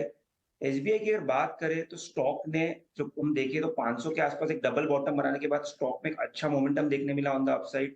कल के सेशन में भी स्टॉक ने लोअर लेवल से एक अच्छी रिकवरी दी है, और जिस तरीके से स्टॉक में कंटिन्यूअसली हायर हाइज बन रहे हैं, मुझे लग रहा है स्टॉक में बड़ा breakout on the upside near term में देखने मिल सकता है। तो SBI आई थिंक मुझे लग रहा है काफी अट्रैक्टिव लग रहा है करंट लेवल्स पे। एक जो स्टॉप लॉस मेंटेन करना है 535 का, और 560 तक की तेजी SBI में नियर टर्म में देखी जा सकती है। और आई थिंक यही बैंक निफ्टी को एक अच्छा मोमेंटम ऑन द अपसाइड दे सकता है। और दूसरा पिक भी ऑन द लॉन्ग साइड रहेगा गोदरेज कंज्यूमर। इस स्टॉक की अगर बात करें तो स्टॉक कंटिन्यूअसली पिछले 1 महीने से हायर राइज बना रहा है, 20 मूविंग एवरेज को कंटिन्यूअसली होल्ड कर रहा है। तो मुझे लग रहा है इसमें भी रिस्क टू रिवॉर्ड काफी फेवरेबल है। तो स्टॉप लॉस मेंटेन करना है 965 का, और 1000 रुपए की तेजी गोदरेज कंज्यूमर नियर टर्म में देखी जा सकती है। ये सौरभ के आइडियाज इस वक्त हमारे सामने हैं, लेकिन खरीदारी की कॉल्स संतोष की लिस्ट में भी हैं। गुड मॉर्निंग संतोष, बताइए ट्रेडिंग आइडियाज, कौन से सेक्टर्स और स्टॉक्स कौन से आपके रडार पर? यस, मेरे भी 2 स्टॉक्स है, दोनों ही बैंक साइड है। मार्केट में ऐसे इंडिविजुअल आइडियाज काफी देखने को मिल रहे हैं। आज वो कहना मुश्किल है कि कौन सी थीम चलेगी, बट फिर भी मैंने 2 स्टॉक्स चुने हैं बैंक साइड। एक इंजीनियर्स इंडिया है। इस स्टॉक की बात करें तो इसमें 2 दिनों से अच्छा मोमेंटम देखने को मिल रहा है। टेक्निकली इसमें 200 दिन के मूविंग एवरेज पे एक अच्छा डबल बॉटम बना है, कल उसमें ब्रेकआउट आते भी दिखा है, तो यहाँ पर फ्रेश मोमेंटम बढ़ते दिखेगा। तो यहाँ पर 83.5 का टारगेट रहेगा, 78.5 रुपीज़ का स्टॉप लॉस रहेगा। दूसरा स्टॉक SBI लाइफ है। लाइफ इंश्योरेंस स्टॉक्स में शायद आज पॉजिटिव मोमेंटम देखने को मिल सकता है, स्पेशली प्राइवेट इंश्योरेंस कंपनीज में, क्योंकि उनके डेटा भी स्ट्रॉन्ग आया है। और टेक्निकल स्ट्रक्चर भी बात करें तो SBI लाइफ का स्ट्रक्चर अच्छा हो रहा है। ये बॉटम आउट हो रहा है, इसने एक राउंडिंग बॉटम फॉर्मेशन बनाया है। पुल बैक के दौरान इसने 20 डे मूविंग एवरेज पे कल एक बुलिश हैमर कैंडलस्टिक बनाया है, तो मुझे लगता है आज शायद इसमें एक फॉलोअप तेजी देखने को मिल सकती है। यहाँ पे खरीदारी करते हैं तो 1160 का टारगेट रहेगा, 1110 रुपए का स्टॉप लॉस रहेगा। यस, इंश्योरेंस प्रीमियम आया, प्रीमियम का डेटा है, SBI लाइफ उन्हें पसंद आया। बहुत बढ़िया। इनफैक्ट ये हमारे जो पैनलिस्ट है ना, एक्चुअली बड़ा गलत होगा इनको टेक्निकल पैनलिस्ट या चार्टिस्ट बोलना, क्योंकि मैंने ऑब्जर्व की ये बात कि most of them are hybrids. Globally जो बड़े $1 बिलियन ट्रेडर्स होते हैं ना, वो हाइब्रिड्स होते हैं। करेक्ट। वो फंडामेंटल पॉइंट्स से रेफरेंस लेते हैं, चार्ट्स का वो करते हैं, और ओनरशिप पैटर्न, ओपन इंटरेस्ट, मतलब पूरा 360 एनालिसिस। और ये SBI, आज मैंने अपने सुबह मॉर्निंग चैट में भी, अरविंद जी जरा फायर करिए, ये बोला था इंश्योरेंस स्टॉक्स के ऊपर आप नजर रखिए। 2 बातें, एक तो बीटन डाउन है, ओनरशिप कम हो गई है, जितनी नेगेटिवनेस है इंश्योरेंस स्टॉक्स में प्राइस इन हो गई है। और अर्ली इंडिकेटर्स, नहीं सिर्फ इंश्योरेंस वाला स्टॉक लिखिए रेट साहब, अर्ली इंडिकेटर्स दिखा रहे हैं कि स्मार्ट मनी ने पोजीशंस इंश्योरेंस स्टॉक्स में लेना शुरू कर दी है। और आज सुबह संतोष बाबू जो हैं SBI लाइफ लेके आ गए, मजा आ गया संतोष। ये होती है बात। मेरे रडार में पर्सनली है स्टार हेल्थ पे भी नजर रखिए, बट SBI लाइफ उन्होंने आज अभी हम इनको भी लेके आएंगे, अपने अनुराग शाह को, जिन्होंने पूरा ये डेटा जो आया है ना इंश्योरेंस का, उसको एनालाइज भी किया है। लेकिन आप SBI लाइफ जो संतोष जी की कॉल है उसके ऊपर जरूर रखिए नजर, और स्टार हेल्थ के ऊपर भी नजर रखिएगा। ठीक है, बिल्कुल। तो कई सॉर्ट आउट कॉल्स होती हैं संतोष की। चलिए बढ़ते हैं आगे, राहुल के पास भी इंटरेस्टिंग कॉल्स हैं। राहुल बताएं, आपकी कौन कौन सी रिकमेंडेशंस हैं आज? तो पहला रिकमेंडेशन होगा HDFC लाइफ इंश्योरेंस का थीम रखते हुए। एक्चुअली लास्ट 1-2 मंथ से मैं 2-3 बार रेकमेंड कर चुका हूँ HDFC लाइफ, आपको याद होगा शो पे। तो HDFC लाइफ अभी करंटली 530 पे चल रहा है, तो हमारा रिकमेंडेशन है बिटवीन 520 एंड 525 आप बाय कर सकते हैं स्टॉक को। स्टॉप लॉस रखेंगे अराउंड 511 512 एंड इसका टारगेट होगा एक्चुअली लंबे थोड़ा मीडियम टर्म नजरिया के साथ भी रख सकते हैं HDFC लाइफ को, बट अगर शॉर्ट टर्म टारगेट देखें 539 545 we can keep as the first target and the second target. दूसरा जो स्टॉक लॉन्ग की साइड में ही है वो है NTPC। तो NTPC करंटली 170 के आसपास चल रहा है, थोड़ा कंडीशनल 171 के ऊपर हम इनिशिएट करने को कह रहे हैं लॉन्ग, तो 171 के ऊपर बाय है NTPC पे। स्टॉप लॉस है 167 और टारगेट्स होगा इसका होगा 175 एंड 179। NTPC भी एक अप ट्रेंड में था और करंट करेक्शन में एक अच्छा बाइंग लेवल पे आया है, और बोलिंजर बैंड का जो बॉटम पार्ट है उसमें एक अच्छा बुलिश कैंडलस्टिक पैटर्न भी बनाया है, और मोमेंटम इंडिकेटर्स वापस सजेस्ट कर रहे हैं कि अप ट्रेंड रिज्यूम हो सकता है यहाँ से, तो इसलिए NTPC में हम लॉन्ग सेकंड स्टॉक रेकमेंड कर रहे हैं। बिल्कुल। तो चलिए, अप ट्रेंड तो लाइफ इंश्योरेंस प्लेज में भी रेज्यूम होने की यहाँ पर पूरी की पूरी तैयारी है, और इस पर हमारे सहयोगी अनुराग शाह ने भी एक इंटरेस्टिंग रिसर्च और इंटरेस्टिंग टेकअवेज लेकर आए हैं। उनका ये कहना है कि प्राइवेट प्लेयर्स की परफॉर्मेंस जो है वो बेहतर होती हुई नजर आएगी। अभी हमारे टेक्निकल एक्सपर्ट्स के भी रेडार पर था। आइए अनुराग से भी जानते हैं डिटेल्ड आउटलुक। अनुराग, आप बताइए। लाइफ इंश्योरेंस इंडस्ट्री के मार्च के जो आंकड़े हैं वो जारी हो गए हैं, और LIC के निराशाजनक प्रदर्शन की वजह से पूरी इंडस्ट्री का जो मार्च का प्रीमियम आंकड़ा है वो कम देखने को मिला है। 12.5% की प्रीमियम में कमी हुई है। लेकिन अगर हम प्राइवेट कंपनियों की बात करें, LIC को हटा दें, तो प्राइवेट कंपनियों का प्रीमियम है मार्च में 35% बढ़ा है, और पूरे साल में प्रीमियम 20% बढ़ा है। और प्राइवेट कंपनियों के प्रीमियम बढ़ोतरी की वजह है बजट के अंदर जो ऐलान हुआ था, जिसमें कहा गया था कि 1 अप्रैल से जो प्रीमियम दिया जाएगा, 5 लाख से ज़्यादा प्रीमियम की जो इनकम होगी वो टैक्सेबल होगी। तो 31 मार्च तक इस नियम के अंदर छूट थी, तो इसका फ़ायदा प्राइवेट इंश्योरेंस कंपनियों ने उठाया और उनके द्वारा पॉलिसीज़ ऑफर की गई, उसका प्रचार किया गया, और वो उनके आंकड़ों में दिख रहा है। LIC का प्रीमियम मार्च के अंदर 32% कम हुआ, पूरे साल के अंदर प्रीमियम 16% बढ़ा है। Private insurance company HDFC life का जो प्रीमियम है मार्च के अंदर 83% बढ़ा है। पिछले साल के 3,164 करोड़ के प्रीमियम के मुकाबले इस साल मार्च में कंपनी ने 5,805 करोड़ का प्रीमियम किया। जीवन संचय जो पॉलिसी है वो उसको जो है HDFC लाइफ के द्वारा ऑफर किया गया, और वो आंकड़ों में दिख रहा है। पूरे साल की बात करें तो HDFC लाइफ का प्रीमियम 16% बढ़ा है। ICICI प्रूडेंशियल एक और लिस्टेड कंपनी की बात करें तो मार्च के अंदर ICICI प्रूडेंशियल का प्रीमियम 30% बढ़ा है। पूरे साल के अंदर ICICI प्रूडेंशियल का प्रीमियम जो है 12.5% बढ़ा है। एक और लिस्टेड कंपनी SBI लाइफ का मार्च के अंदर प्रीमियम है 23% बढ़ा है, और पूरे साल के अंदर 16.5% बढ़ा है। तो प्राइवेट कंपनियों के द्वारा काफ़ी अच्छा प्रदर्शन। सबसे बड़े प्लेयर LIC के द्वारा निराशाजनक प्रदर्शन। मार्च के आंकड़े दिखा रहे हैं कि जो नियम लागू होना था 1 अप्रैल से 5 लाख से ज़्यादा प्रीमियम की जो इनकम होगी वो टैक्स होगी, तो उससे पहले इसकी जो छूट थी वो 31 मार्च तक की थी। तो मार्च के महीनों के अंदर प्राइवेट प्लेयर्स ने अच्छा कारोबार किया है, जो छूट थी उसका फ़ायदा उठाया, और जो प्रीमियम के अंदर दिख रहा है।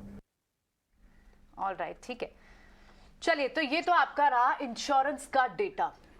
अब चलिए, अब आगे जो हम कुछ स्टॉक्स को भी डिस्कस करते हैं जो हमारे साथ शरद शेयर करके गए हैं। कई सारे स्टॉक्स वो शेयर करके गए हैं, और उनमें अशोका बिल्डकॉन, उन वहाँ पर रोड एसेट्स, सेक्यूरा खरीद सकती है रोड एसेट्स, वहाँ पर KKR एडलवाइस की कंपनी है, और लगभग 1300 करोड़ की ये जो इक्विटी डील की वैल्यू है, इससे अशोका बिल्डकॉन के चार्ट्स को कितनी स्ट्रेंथ मिलती है? राहुल, आप बताएं, एक बार अशोका बिल्डकॉन के चार्ट्स को देखें। अच्छे खासी ऑर्डर विन के भी चलते भी पीछे ये बजिंग स्टॉक रहा है, लेकिन इस न्यूज़ के चलते के चार्ट पर स्ट्रेंथ दिखती है, क्या बाइंग आज पॉसिबल है? तो अशोका बिल्डकॉन का चार्ट एक्चुअली अच्छा लग रहा है। एक डाउनवर्ड ट्रेंडिंग चैनल था, और हर बार ये ट्रेंड चैनल का अपवर्ड टच करके रिट्रेस कर रहा है, बट द ओनली डिफरेंस, सिर्फ फर्क इस बार है कि इस बार जब ऊपर की तरफ आया है, there is a nice demand zone formed नीचे की तरफ। तो मेरा सलाह ये होगा कि अगर स्टॉक 90 के ऊपर क्लोज होता है, one can go long in the stock, या अगर स्टॉक थोड़ा रिट्रेस आके 77.5 पे आता है या 78 के आसपास आता है, तभी भी लॉन्ग जा सकते हैं, क्योंकि structure wise, momentum indicator wise, candlestick wise, तीनों सिचुएशंस में चार्ट इज लुकिंग गुड। तो नंबर 1, 90 के ऊपर, I beg your pardon, close होता है तो लॉन्ग जा सकते हैं, या दूसरा अगर थोड़ा करेक्ट होता है क्योंकि अपवर्ड ट्रेंडिंग चैनल को टच कर रहा है, तो 78 और 77.5 के आसपास लॉन्ग इनिशिएट कर सकते हैं और अपसाइड टारगेट्स देख सकते हैं। चलिए, अपसाइड टारगेट्स अशोका बिटकॉइन में न्यूज़ फ्लो है जिसके चलते एक इम्पैक्ट आता हुआ दिख सकता है। लेकिन आज रिजल्ट हैवी अगर देखें तो आज रिजल्ट हैवी स्टॉक में रिलायंस होगा, क्योंकि बाजार बंद होने के बाद रिलायंस जो कि मार्केट मेजर हैं उनके नंबर्स आने वाले हैं, और नंबर्स में रिलायंस और रिलायंस जियो दोनों ही कंपनी के नतीजों पर खास नजर रखनी होगी, जहां रिलायंस में उनके सेगमेंटल रेवेन्यू में किस तरह के सेंटिमेंट्स हैं, क्योंकि कई सारे सेगमेंट्स हैं, ओएमसीज हैं, रिटेल है, इसके अलावा ऑयल एंड गैस स्पेस है जिस पर खास नजर रखनी होगी। तो सेगमेंटल रेवेन्यू रिलायंस के नतीजों में किस तरह से आ सकते हैं, अनुमान रिलायंस के पहले सौमित से समझेंगे, उसके बाद जियो के अनुमान भी सौमित से ही जानेंगे। Saumit, good morning. पहले रिलायंस के नतीजों की एक्सपेक्टेशंस आप बताइए। तो रिलायंस इंडस्ट्रीज के फोर्थ क्वार्टर में अगर आप देखेंगे तो muted set of numbers he expected है, कोई बिग बैंग ग्रोथ एक्सपेक्टेड नहीं है एनालिस्ट कम्युनिटी को।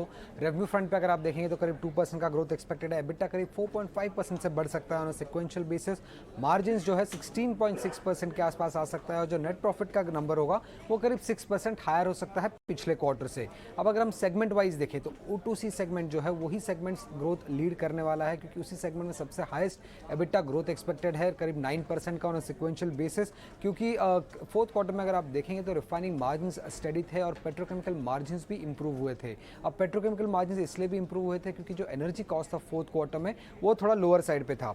अब गैस एक्सप्लोरेशन बिजनेस की अगर हम बात करें तो वहाँ पे करीब 4% का एबिटा ग्रोथ एक्सपेक्टेड है, और ये प्योरली हायर वॉल्यूम्स के दम पे देखने को मिलेगा, क्योंकि प्राइसेस जो थे on sequential basis pretty much stable रहे हैं। रिटेल सेगमेंट की अगर हम बात करें तो वहाँ पे जितना भी ग्रोथ दिख रहा है रेवेन्यू में करीब 3% का, और एबिटा फ्रंट पे करीब 4% का ग्रोथ एक्सपेक्टेड है ऑन सिक्वेंशियल बेसिस, और ये प्योरली स्टोर एडिशंस के दम पे और ऑपरेटिंग लेवरेज के दम पे हमें ये ग्रोथ देखने को मिल रहा है। तो कंसोलिडेटेड बेसिस पे अगर हम देखें तो O2C सेगमेंट जो है वो ग्रोथ लीड करने वाला है फोर्थ क्वार्टर FY23 में।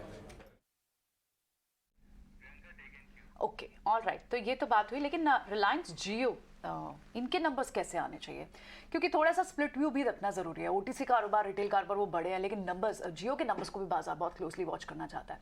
यहाँ क्या अपडेट्स हैं आपके पास? रिलायंस जो कि टेलीकॉम आर्म है रिलायंस इंडस्ट्रीज का, उससे अगर आप देखेंगे तो काफ़ी weak set of numbers expected है। रेवेन्यू सिर्फ 2% से बढ़ेगा, एबिटा ग्रोथ भी करीब 2% के आसपास होगा, और नेट प्रॉफिट अगर आप देखेंगे तो लार्जली फ्लैट रहेगा on a sequential basis. In fact जो कंपनी की एबिटा और नेट प्रॉफिट ग्रोथ होगी वो स्लोएस्ट एवर होगी लिस्टिंग से लेके अब तक। आरपू जो कि की नंबर है कोई भी टेलीकॉम कंपनी के लिए, वो करीब 179 रुपीज़ के आसपास आ सकता है, और सब्सक्राइबर बेस जो है वो ग्रो होकर करीब 43.9 करोड़ के आसपास की एक्सपेक्टेशन है एनालिस्ट कम्युनिटी की। अब जो भी ग्रोथ देखने को मिल रहा है करीब 2% का रेवेन्यू फ्रंट पे और 2% का एबिटा फ्रंट पे, वो प्योरली सब्सक्राइबर एडिशन के दम पे देखने मिल रहा है। और ये जो लोअर ग्रोथ इसलिए हो रही है कंपनी में क्योंकि अगर आप देखेंगे तो कोई भी टैरिफ हाइक नहीं हुआ था, तो कोई मेजर रीज़न एज सच नहीं है बड़ा ग्रोथ एक्सपेक्ट करने का रिलायंस जियो से। और उसी के साथ कॉस्ट फ्रंट पे थोड़ा बहुत ज़्यादा एक्सपेंसेस हुए रहेंगे कंपनी के लिए, क्योंकि 5G लॉन्च करने के बाद थोड़े एक्सपेंसेस शूट अप हो चुके हैं कंपनी के लिए। अब नेट प्रॉफिट ग्रोथ इसलिए भी कम आ रहा है क्योंकि फाइनेंस कॉस्ट हायर साइड पे होने की एक्सपेक्टेशंस है, क्योंकि स्पेक्ट्रम कॉस्ट जो है वो फैक्टर इन हुआ रहेगा बैलेंस शीट में, जिसकी वजह से फाइनेंस कॉस्ट कंपनी की बढ़ चुकी होगी। अब ओवरऑल रिलायंस इंडस्ट्रीज के रिजल्ट में अगर हम देखें तो कौन सी चीज़ों पे ध्यान रखनी होगी। सबसे पहले कि नेट डेट लेवल्स कहाँ पे पहुंच रहे रिलायंस के। पहले ये नेट डेट फ्री था, अब ये नेट डेट जो है कंपनी का 1 लाख करोड़ के ऊपर हो चुका है। इन्वेस्टमेंट्स जो कर रही है कंपनी रिटेल और न्यू एनर्जी वर्टिकल्स में, उसका क्या आउटलुक है उस पर अपडेट लेना इंपॉर्टेंट होगा। जियो फाइनेंशियल्स का जो डी मर्जर है उस पर क्या अब तक अपडेट हो चुका है, क्या नए अनाउंसमेंट्स आ रहे हैं कंपनी में, उसकी तरफ से वो भी ट्रैक करना होगा। और जो भी एक्विजिशंस कंपनी ने किए हैं फोर्थ क्वार्टर पे, उसके बारे में क्या कंपनी के प्लान से आगे चलते वो ट्रैक करना इंपॉर्टेंट होगा। और टेलीकॉम बिजनेस में आरपो ट्रेजेक्ट्री कैसा रहा है, 5G मोनेटाइजेशन प्लान क्या है आगे चल के, और 5G में कैसा ट्रैक्शन देखने मिल रहा है, कितने यूजर एडिशंस हुए हैं कंपनी के, ये सब ट्रैक करना इंपॉर्टेंट होगा रिलायंस इंडस्ट्रीज के रिजल्ट से।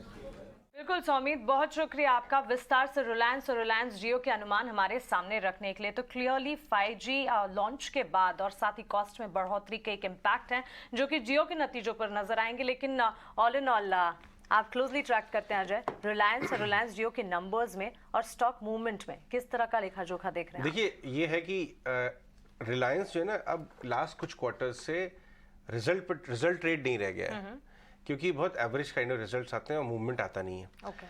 और जैसे मैंने बताया कि इस बार एक्सपेक्टेशन बहुत म्यूटेड है। सो ये बेस्ट पोजीशन होती है किसी भी रिजल्ट ट्रेडर्स को, सब लोग मानेंगे जो मेरे साथ पैनलिस्ट में हैं, कि अगर एक्सपेक्टेशन बहुत बढ़े हुए हैं तो ट्रेड शॉर्ट का होता है।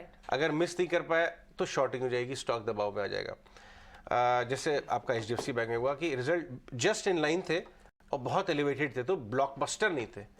एलिवेटेड एक्सपेक्टेशन को बीट करना मुश्किल होता था, स्टॉक में दबाव आ गया। इसमें रिवर्स है। जा रहे रिजल्ट के अंदर बहुत ज्यादा म्यूटेड, थोड़ा भी आउट परफॉर्मेंस आ गया था, स्टॉक भाग सकता है। सौरभ से पूछते हैं, सौरभ क्या ट्रेड है रिलायंस में इस समय? अजय, अगर रिलायंस का डेटा देखें तो ऑप्शंस डेटा से ये इंडिकेशन आ रहा है कि 2200 पे काफी अच्छी राइटिंग है, 2200 और 2300 की स्ट्राइक पे, और 2400 पे भी अच्छी कॉल राइटिंग है। तो मेरा मानना है जिस तरीके से 2400 पे बहुत ज्यादा कॉल राइटर्स एक्टिव है, अगर हम 2400 के लेवल क्रॉस करते हैं तो रिलायंस में एक अच्छी तेजी देखने मिल सकती है। काफी समय से अंडर परफॉर्म भी कर रहा है और आई थिंक आगे जाते हुए निफ्टी को स्ट्रेंथ भी दे सकता है। रिजल्ट के पहले तो कोई ट्रेड नहीं लूंगा, पर अगर 2400 का लेवल ब्रेक होता है तो आई थिंक एक 2350 के स्टॉप लॉस से लॉन्ग पोजीशन बनाने की सलाह होगी। और ऑन द अपसाइड जिसका 200 डे मूविंग एवरेज है 2500 के आसपास, वहां तक एक तेजी रिलायंस में देखी जा सकती है। ये हो गया रिलायंस में possible trade. Sunny Agarwal fundamentals में जुड़ गए हमारे साथ बात करने के लिए। Sunny good morning. सनी, ये MPC मिनट्स का जो मैटर आया कल, ये बात बार बार निकल के आ रही है कि शायद रेट हाइक्स अभी ओवर नहीं हुए, अभी पॉज हो गए होंगे, लेकिन डेटा अगर एडवर्स आता तो 1-2 और आ सकते हैं। यही बात US फेड के जो बड़े हैं मेंबर्स हैं वो भी कहीं ना कहीं बार बार बोल रहे हैं। क्या बाजार, ग्लोबल मार्केट और इंडिया मार्केट नर्वस हो सकता है, थोड़ा साइडवेज आ सकता है अगर एक और रेट हाइक आ गया? मुझे जो मेरा व्यू है, अभी तक बाजार ये सोच रहा था कि पॉज थोड़ा लंबा खींच सकता है। Good morning Ajay ji. तो अगर हम रेट हाइक की बात करते हैं तो कहीं ना कहीं ये मार्केट ने ये डिस्काउंट कर लिया है कि जो रेट हाइक साइकिल है ये एक पिक पे आ गई है। या तो अब यहाँ से एक नॉमिनल 1 या 2 रेट हाइक हो सकती है, या तो पॉज हो सकता है। डेफिनेटली जो RBI की जो लास्ट पॉलिसी थी वो सरप्राइजिंग थी कि रेट हाइक जो है उन्होंने मार्केट एक्सपेक्टेशन था कि 25 बेसिस पॉइंट से बढ़ाएंगे, बट RBI ने कहीं ना कहीं एक पॉज लेकर के मार्केट को सरप्राइज किया है। But at the same time ये मैसेज दिया है कि जो रेट हाइक है वो अभी कंप्लीटली पॉज नहीं हुई है, जो इनकमिंग डेटा है उसके बेसिस पे हम लोग कॉल लेंगे। और सेम जो व्यू है US फेड ने भी रखा है कि जो रेट हाइक है that is subject to the incoming data, right. अब जो इनकमिंग डेटा है वो प्योरली इन्फ्लेशन और बेसिकली जॉब डेटा को लेकर के है। तो इन्फ्लेशन अगेन अगर मैं इंडिया की बात करता हूँ तो it is a function of two things. One is the monsoon, upcoming monsoon, उसके कारण क्या फूड इन्फ्लेशन रहेगा, और दूसरा रहेगा क्रूड ऑयल प्राइस की ट्रैजेक्टरी। तो मार्केट में भी कॉशियसली ऑप्टिमिस्टिक रहेगा at this point of time कि अगर मानसून बेटर देन एक्सपेक्टेड आता है और जो क्रूड ऑयल है यही $80-90 के बीच में ट्रेड होता है, तो डेफिनेटली RBI मुझे नहीं लगता है कि रेट हाइक की जो जून पॉलिसी है उसमें कोई रेट हाइक लेगा। अब और अगर हम US फेड की बात करते हैं तो वहां में भी एक वन मोर एक टोकन रेट हाइक बचा हुआ है, क्योंकि वहां उनका जो बेसिकली जो बेंचमार्क इंटरेस्ट बेंचमार्क इन्फ्लेशन और जो जॉब डेटा का जो नंबर है उससे काफी दूर है अभी उनके जो आंकड़े हैं। तो डेफिनेटली US में मे बी एक one more rate hike is due going forward. और अगर हम मार्केट आउटलुक की बात करते हैं तो डेफिनेटली मार्केट कॉशियसली ऑप्टिमिस्टिक रहेगा यहाँ से। बट एनीवे ये जो मार्केट है स्टॉक पिकर्स का मार्केट। सनी, मैं वापस आता हूँ आपके पास कुछ स्पेसिफिक स्टॉक्स और आइडियाज के लिए, बैंक निफ्टी के लिए, लेकिन अंकुर से भी जान लेते हैं उसने कैसे एनालाइज की है सारी कमेंट्री जो कल शाम को आई। अंकुर।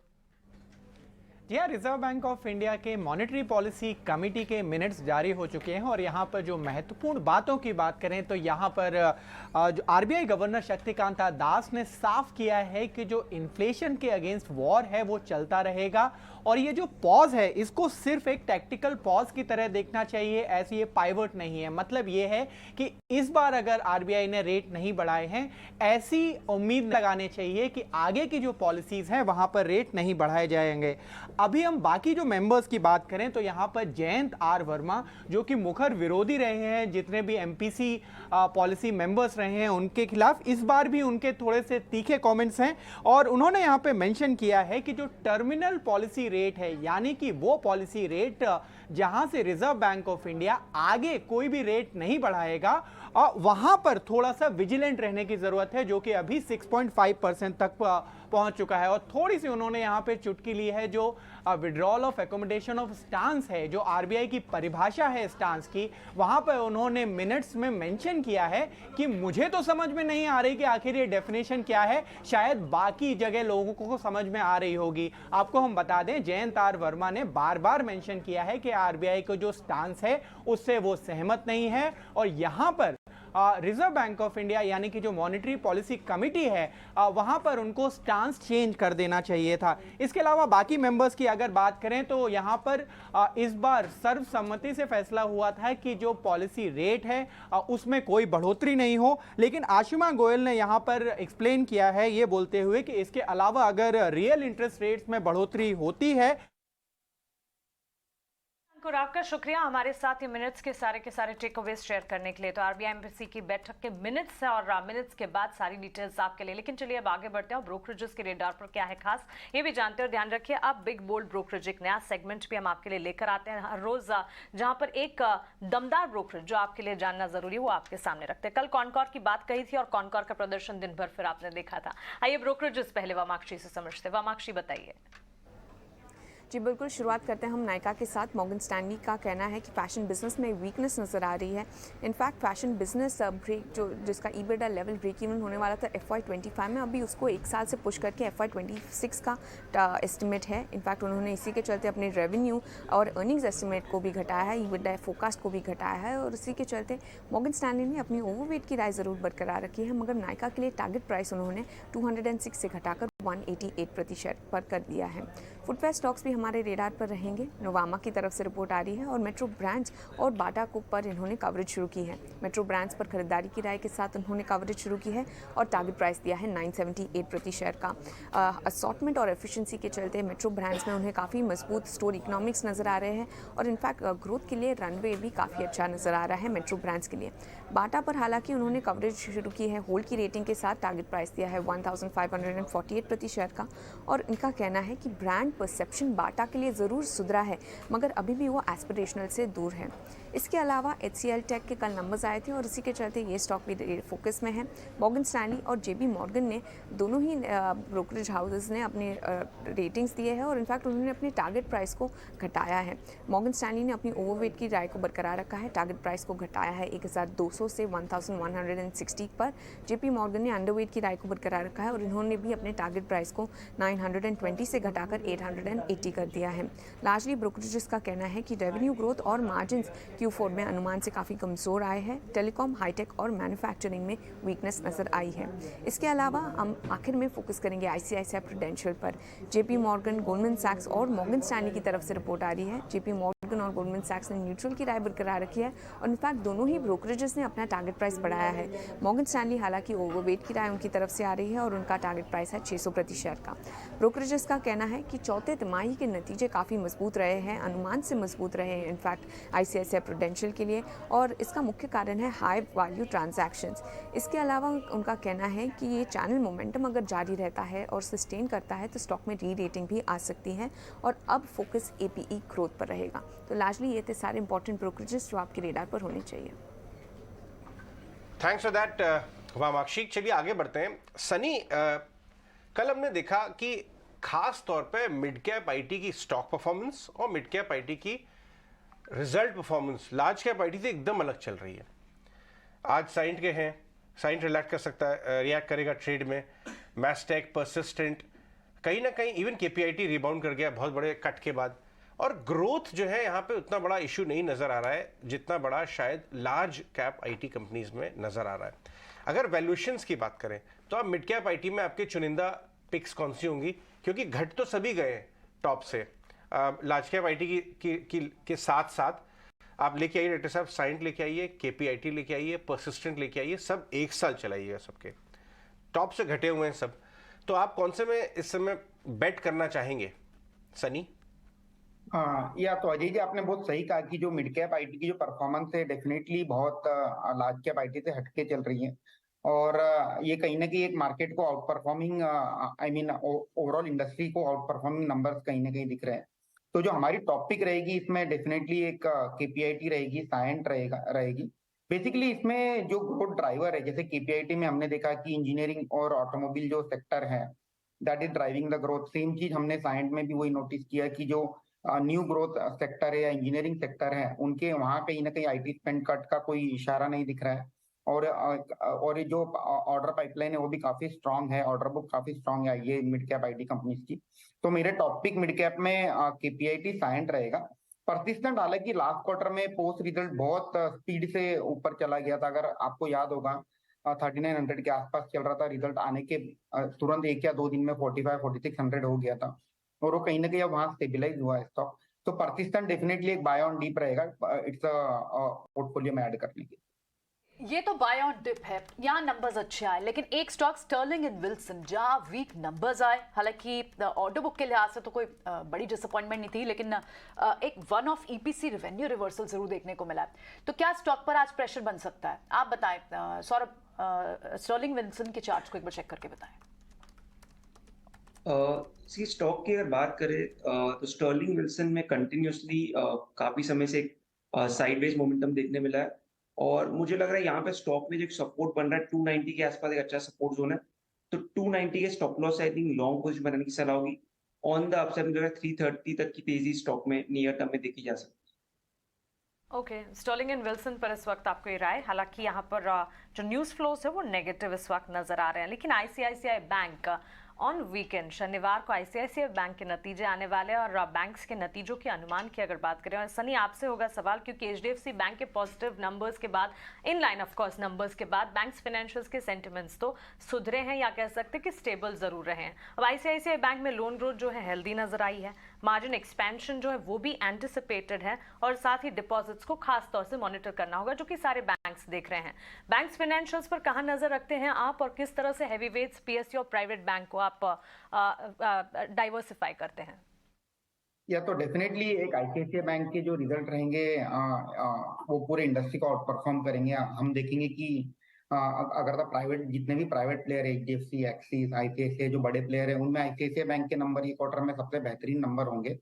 और डेफिनेटली जो स्टॉक का ये हमारा टॉपिक भी है प्राइवेट सेक्टर बैंक में, तो हमें लगता है कि after this post this quarterly result on Saturday, ये स्टॉक में कहीं ना कहीं एक बैंड का शिफ्ट होगा, जो 800-900 के बैंड में जो स्टॉक चल रहा है, डेफिनेटली ये इसका जो बैंड शिफ्ट होकर 950-1050 के आसपास होना चाहिए।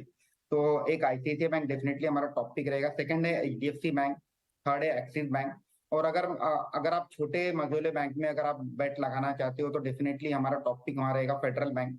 अगर फेडरल बैंक के हम प्रोविजनल नंबर देखिए तो उसमें भी हमने ये पाया कि काफी अच्छी डिपॉजिट ग्रोथ रेट देखी थी फेडरल बैंक में, तो फेडरल बैंक में भी नंबर काफी बेहतरीन आना चाहिए। और अगर टर्न अराउंड स्टोरी की बात करते हैं तो जो बैंक है जैसे साउथ इंडियन बैंक है, बट हालांकि साउथ इंडियन बैंक की जो प्रोविजनल कमेंट्री थी वो इतनी बेहतर नहीं थी, तो वहाँ एक हमारी नजर रहेगी। और and on the public sector side हमारे जो टॉपिक है बैंक ऑफ बड़ौदा और कैनरा बैंक है। ठीक है, और राइट, तो ये तो सारे बैंक्स पर एक आपने व्यू बताया, पीएसयू, एटलीस्ट पीएसयू बैंक्स, लेकिन एक बात ये भी सामने निकल कर आ रही है कि कहीं ना कहीं एमएफ्स जो हैं, जो बड़े लार्ज कैप पीएसयू बैंक्स हैं, पिछले कई क्वार्टर्स में लगातार वहां पर जरूर प्रॉफिट बुक कर रहे हैं। तो क्या अब स्पेस थोड़ा शिफ्ट प्राइवेट बैंक्स की तरफ होगा? ये लगातार बात, इस पर हम आगे भी बात करेंगे, और ये एक डिबेटेबल टॉपिक है। लेकिन आज आपको एक बड़े एफआईएस का व्यू इस शो पे जरूर सुनवाएंगे आगे।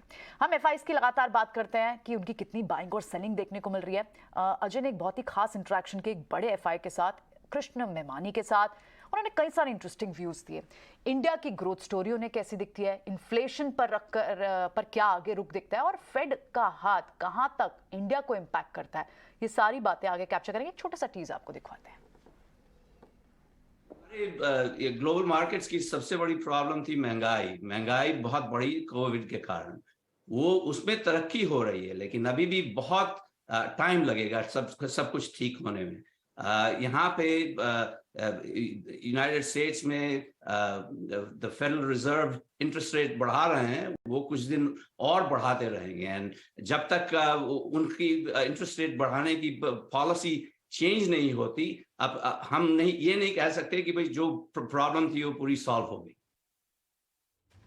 तो एक छोटी सी झलक आपने देखी है, लेकिन ना ये पूरी एक्सक्लूसिव कॉन्वर्सेशन आगे आप 9:40 पर जरूर देखें।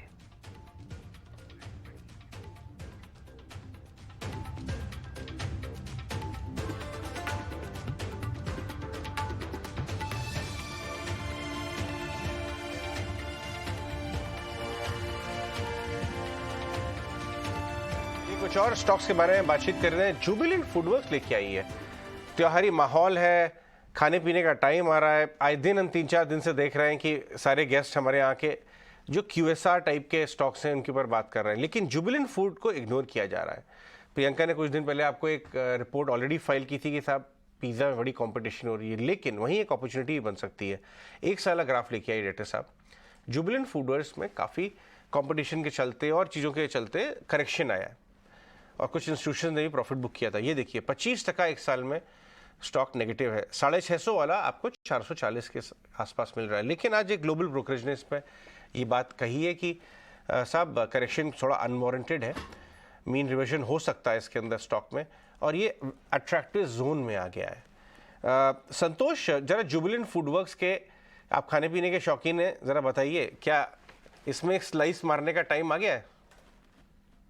यस, जुबिलेंट फूड की बात करें तो काफ़ी अंडर परफॉर्मेंस देखने को मिला, लेकिन ये 420 से 400 के बीच में एक बेस बनाने की कोशिश कर रहा है। आप इसका RSI भी देखोगे तो एक पॉजिटिव डाइवर्जेंस नजर आ रहा है। तो जो रिस्क लेना चाहते हैं तो एक 400 का वेल डिफाइंड स्टॉप लॉस है, रिस्क रिवॉर्ड उनके काफ़ी फेवर में है, क्योंकि अगर यहाँ से मोमेंटम पकड़ता है तो स्टॉक में शायद फिर से 500 रुपये के ऊपर के टारगेट देखने को मिल सकते हैं। सो अभी मोमेंटम नहीं है, बट कभी भी ये मोमेंटम पकड़ सकता है। आपके पास 400 रुपये का स्टॉप लॉस रहेगा। इमीडिएट जो टारगेट नजर आता है 465 का है, उसके ऊपर निकलता है तो फिर अगला टारगेट रहेगा 485 और 500 का। बिल्कुल ठीक है। तो ये तो जुबिलेंट फूड पर बात रही है। मुझे याद है आप कल अतुल सूरी के साथ भी कॉन्वर्सेशन कर रहे थे, उसमें QSR स्पेस में काफी इंटरेस्ट की बात वो कर रहे थे। जी हाँ, अतुल सूरी का हम सुनवाएंगे आपको अभी बातचीत। उन्होंने बोला कि खाने पीने के जो स्टॉक्स हैं वहाँ कोई स्लो डाउन नहीं आ रहा है, एटलीस्ट ऑन ग्राउंड, और वो काफी बेट कर रहे हैं। और देखिए स्लो डाउन हो क्या ना, हमारा देश ही संस्कृति त्योहारों का देश है। कल एक खास त्योहार ईद भी है, अक्षय तृतीया भी है, सोने की भी खास खरीदारी होती है। सोने और चांदी के प्राइसेस में क्या मूव दिखी है, और ईद का जश्न तो 1 महीने के रमजान के बाद बिल्कुल ये खाने पीने की बात। आज तो स्पेशल शो में 10:20 पर आगे कुछ खास आपके लिए लेके आएंगे। हमारे साथ हाउस ऑफ बिरयानी से मोहम्मद बोल होंगे, उनसे बात करेंगे ईद की इस खास मौके पर बिरयानी के स्वाद को एटलीस्ट शब्दों में जरूर समझने की कोशिश करेंगे। और आप समझ सकते हो कि ये शो के बारे में बात करने के लिए प्रियंका के मुंह में कितना पानी आ रहा है। अजय, वैसे मोहम्मद का इंटरव्यू पहले मैंने एक बार लिया है और उनका ये कहना था कि बिरयानी जो है वो इमोशन है इंडिया का। नहीं, ये बात तो सही है। इनफैक्ट जोमेटो का एक डेटा चलाया था हमारे डेस्क ने कुछ दिन पहले, ये लास्ट ईयर का था कि बिरयानी जो है हिंदुस्तान की पसंदीदा फूड बन चुकी है, और मोस्ट ऑर्डर्ड थी। हर मिनट में 3 बिरयानी ऑर्डर। एग्जैक्टली। तो इसके बारे में बातचीत करें, लेकिन जो अतुल सूरी के स्टॉक पिक्स हैं और एरियाज जो उनको मजबूत लग रहे हैं, जिनके बारे में प्रियंका भी बात कर रही थी, आपको हम वो भी सुनवाते हैं एक बार दोबारा। कौन से ऐसे एरियाज पे वो बुलिश हैं, बाजार पे उनका क्या नजरिया है, आइए एक छोटा सा आपको उसका हिस्सा सुनवाते हैं। क्योंकि अतुल सूरी भी ना सिर्फ चार्टिस्ट नहीं है, अब तो खैर ऑफकोर्स मैराथन ट्रेंड्स और PMS चलाते हैं अपनी, वो भी 360 डिग्री इन्वेस्टर हैं। चार्ट्स, ओनरशिप पैटर्न, फंडामेंटल नजरिया, पूरी 360 डिग्री व्यू लेके बड़े बड़े affluent investors, big HNI investors का पैसा मैनेज करते हैं। आइए सुनते हैं। मुझे लगता है कि काफ़ी सारी दूसरी कंपनीज भी हैं जो फूड रिलेटेड हैं एट्सेट्रा। ये सिर्फ ज़्यादा पर्सनल केयर पे नहीं है, बट FMCG में बहुत, मेरे ख्याल कि फूड ये जो है ये बहुत इंटरेस्टिंग एरिया है। और ये अगेन मेरा क्या है, मैं ग्लोबल जो भी हिंदुस्तान में हो रहा है मैं उसे ग्लोबली कंफर्म करता हूँ कि भाई ग्लोबली ये ट्रेंड है, बिकॉज कोरिलेशन रहता है मार्केट्स में। इन्वेस्टर्स जो हैं वो दोनों एरियाज में खेलते हैं। आप कल भी देखिए US में 52 वीक हाई पे चिपोटले चल रहा था, यम ब्रांड चल रहे हैं। तो ये जो फूड रिलेटेड जो एक्टिविटी है, FMCG है, इसमें भी बहुत एक्टिविटी है। आई मीन आप अपनी ज़िंदगी देख लीजिए ना भाई, आप 2 चीज़ों में आप देखेंगे इतना डिमांड है। एक तो है ऑर्डरिंग, खाना, बाहर का खाना, कितनी बार हम ऑर्डर करते हैं, कितना खाते हैं। और दूसरा है ट्रैवल। ग्लोबली आप देखेंगे कि एक हैबिट चेंज हो रही है।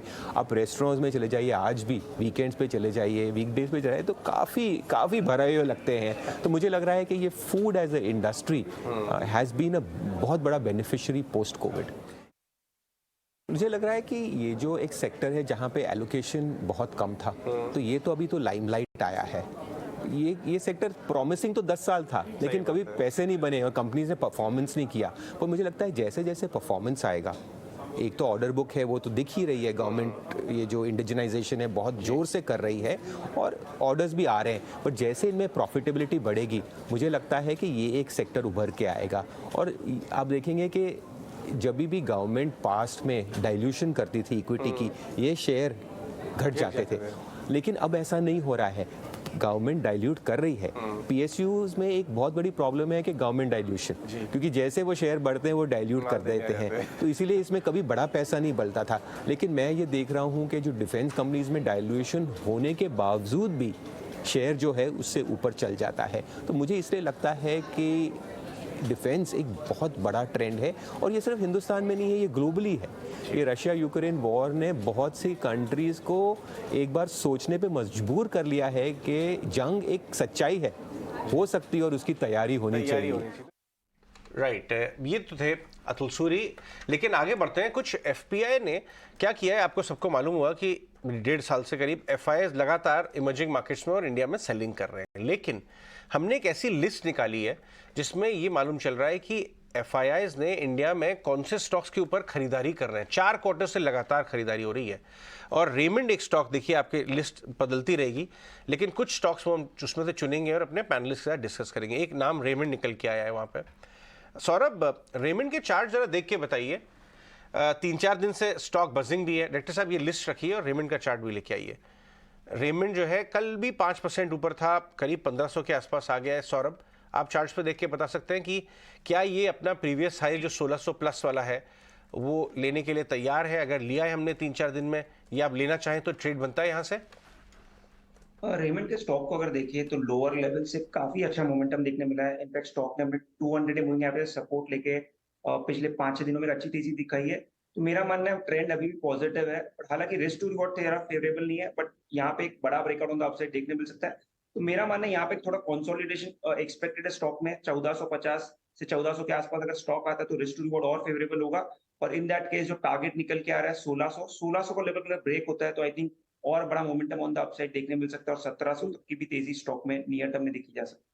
ठीक है, ये हो गई रेमंड की बात। अब हम करते हैं बात कुछ कंस्ट्रक्शन स्टॉक्स की। एनसीसी, नागार्जुना। संतोष, 2-3 दिन से एक नागार्जुना में भी बताइए चार्ट्स क्या बता रहे हैं, लेकिन BL Kashyap, another Delhi based construction company है, थोड़ा एक्टिविटी दिख रही है, क्योंकि इसमें है ही मिड कैप स्टॉक्स। 10 साल पहले इतना पिटे थे, अभी ये लार्ज कैप बन नहीं पाए। और कंस्ट्रक्शन स्टॉक्स में धीरे धीरे एक एफआईएस भी खरीद रहे हैं, और हमारे चैनल पे भी आए दिन बड़े फंड मैनेजर बता रहे हैं कि हम स्टॉक पिकिंग कर रहे हैं। इसकी भी बताइए आप चार्ट एनसीसी का और बीएल कश्यप। संतोष? यस, एनसीसी की बात करें तो स्ट्रॉन्ग बुलिश मोमेंटम है, इसमें लगातार तेजी देखने को मिल रही है और अभी मुझे लगता है मोमेंटम जारी रहेगा। इमीडिएटली 118 से 120 के टारगेट नजर आते हैं, वहाँ हो सकता है छोटा मोटा प्रॉफिट बुकिंग आए, लेकिन 120 का लेवल क्रॉस करता है तो अगला टारगेट लेवल हमको 136 रुपये का दिखता है। तो इस स्टॉक पर पॉजिटिव व्यू बना रहेगा। कोई भी डिप आता है तो खरीदारी के मौके ढूंढना चाहिए। नीचे मेरे हिसाब से 108 एक अच्छा सपोर्ट का काम करेगा। अगला था बीएल कश्यप की बात की आपने। बीएल कश्यप की बात करें तो इसका अजय जी कोड किस नाम से आएगा? हाँ, 36 रुपये का स्टॉक है बीएल कश्यप। ये ओवरऑल तेजी का, बट वॉल्यूम इतना ज़्यादा होता नहीं है स्टॉक में। नीचे एक 34 रुपये का अच्छा सपोर्ट है, ऊपर में 38 से 40 के बीच में एक रेजिस्टेंस है। 40 के ऊपर निकलता है तो हमको और तेजी देखने को मिल सकती है। अगला टारगेट भी 44 लेवल का रहेगा। तो यहाँ पे मोमेंटम स्लो है, लेकिन ओवरऑल तेजी का व्यू है। नीचे जो सपोर्ट रहेगा 33 का रहेगा। ऑलराइट, ठीक है, तो ये बेल कश्यप पे व्यू रहा आपने। काफी लंबी लिस्ट है ये, और स्टॉक्स को भी डिस्कस करते हैं, लेकिन इस बीच अभिषेक जैन अरिहंत कैपिटल से हमारे साथ मुनाफे का फंडा देने के लिए भी जुड़ गया। अभिषेक, मॉर्निंग, आपके पास 2 मिनट में लौटते हैं, लेकिन इससे पहले कुछ और स्टॉक्स को भी डिस्कस करते हैं। वेस्ट कोस्ट पेपर और साथ ही आईटीसी का भी, इनफैक्ट सारे वर्टिकल्स पे हम एसओटीपी वैल्यूएशन भी बता रहे थे कि सारे सेगमेंट में ग्रोथ अच्छी है, स्पेशली सिगरेट सेगमेंट हो, इनका पेपर डिवीजन अच्छा कर रहा हो। तो यहाँ पर तो एफपीआईज ने निवेश बढ़ाया है। पेपर स्टॉक्स में भी अच्छा खासा आपको सर्ज देखने को मिला है, वहां पर भी वेस्ट कोस्ट पेपर में अपने नंबर्स बढ़ाए। तो आईटीसी और साथ ही वेस्ट कोस्ट पेपर, इन दोनों को एक बार चार्ट के लिहाज से भी देखते हैं कि वहां कितनी स्ट्रेंथ अब दिखती है। राहुल, आप बताएं दोनों के चार्ट्स। कुछ टाइम से मैं कहता रहा हूँ कि चार्ट बेहतरीन है, कॉन्स्टेंटली सपोर्ट लेके प्राइसेस ऊपर जा रहा है। हाल ही में भी 20 डे ईएमए पे सपोर्ट लेके बाउंस कर रहा है ऊपर की तरफ। अगर एक छोटा सा करेक्शन देखने को मिले, क्योंकि मार्केट अभी कंसोलिडेशन मोड में है, तो 390 और 380 के आसपास लॉन्ग इनिशिएट कर सकते हैं और कॉन्स्टेंटली हाइज बनाता रहेगा आईटीसी, क्योंकि जो फॉर्मेशन बना है अपसाइड की तरफ वो एक ग्राउंडिंग बॉटम फॉर्मेशन है। तो ITC is looking good. West Coast Paper 520 और 540 के बीच में इस एक सपोर्ट एरिया है, क्योंकि सारे शॉर्ट टर्म मूविंग एवरेजेस वो बैंड में आते हैं। तो करंटली 545 प्राइस चल रहा है, 520 और 540 के बीच में सारे support areas short term moving averages वहां पे है। तो अगर प्राइस वहां पे आता है हम लॉन्ग इनिशिएट कर सकते हैं। हायर हाइज हायर लोज तो कॉन्स्टेंटली बना ही रहा है स्टॉक, और बहुत कंसोलिडेशन के बाद ये ब्रेकआउट आया है ऊपर की तरफ जो मार्च में आया था। तो 520 to 540 is the level to watch out for. तक के लेवल्स पर वॉच आउट करना, उसके ठीक बाद हम देखेंगे पेपर स्टॉक्स में अच्छा एक्शन इस वक्त नजर आएगा। 550 के पार तेजी यहाँ पर क्लियरली 540 के लेवल्स को एक बार वॉच आउट जरूर कीजिएगा। लेकिन इस लिस्ट में जहाँ एफबीआई ने निवेश बढ़ाया है, काफ़ी सारे स्पेसेस हैं और ये सारे के सारे स्टॉक्स, एक लंबी लिस्ट है इनफैक्ट, और इस लिस्ट में सौरभ केमिकल और इंडस्ट्रियल प्रोडक्ट्स भी शामिल हैं। GHCL और प्राज इंडस्ट्रीज पर भी अपनी राय दीजिएगा, क्योंकि केमिकल प्लेस में काफ़ी सारे पॉजिटिव फैक्टर्स हैं, ट्रिगर्स हैं, और उन ट्रिगर्स के बदौलत ही हम देख रहे हैं केमिकल प्लेस में एक अच्छा खासा एक्शन है। और Praj industries company almost debt free है, अच्छे क्वार्टरली रिजल्ट्स देती है, और कैगो बेसिस पर अगर देखें पिछले 5 साल में ऑलमोस्ट 27% के रिटर्न सालाना दिए हैं।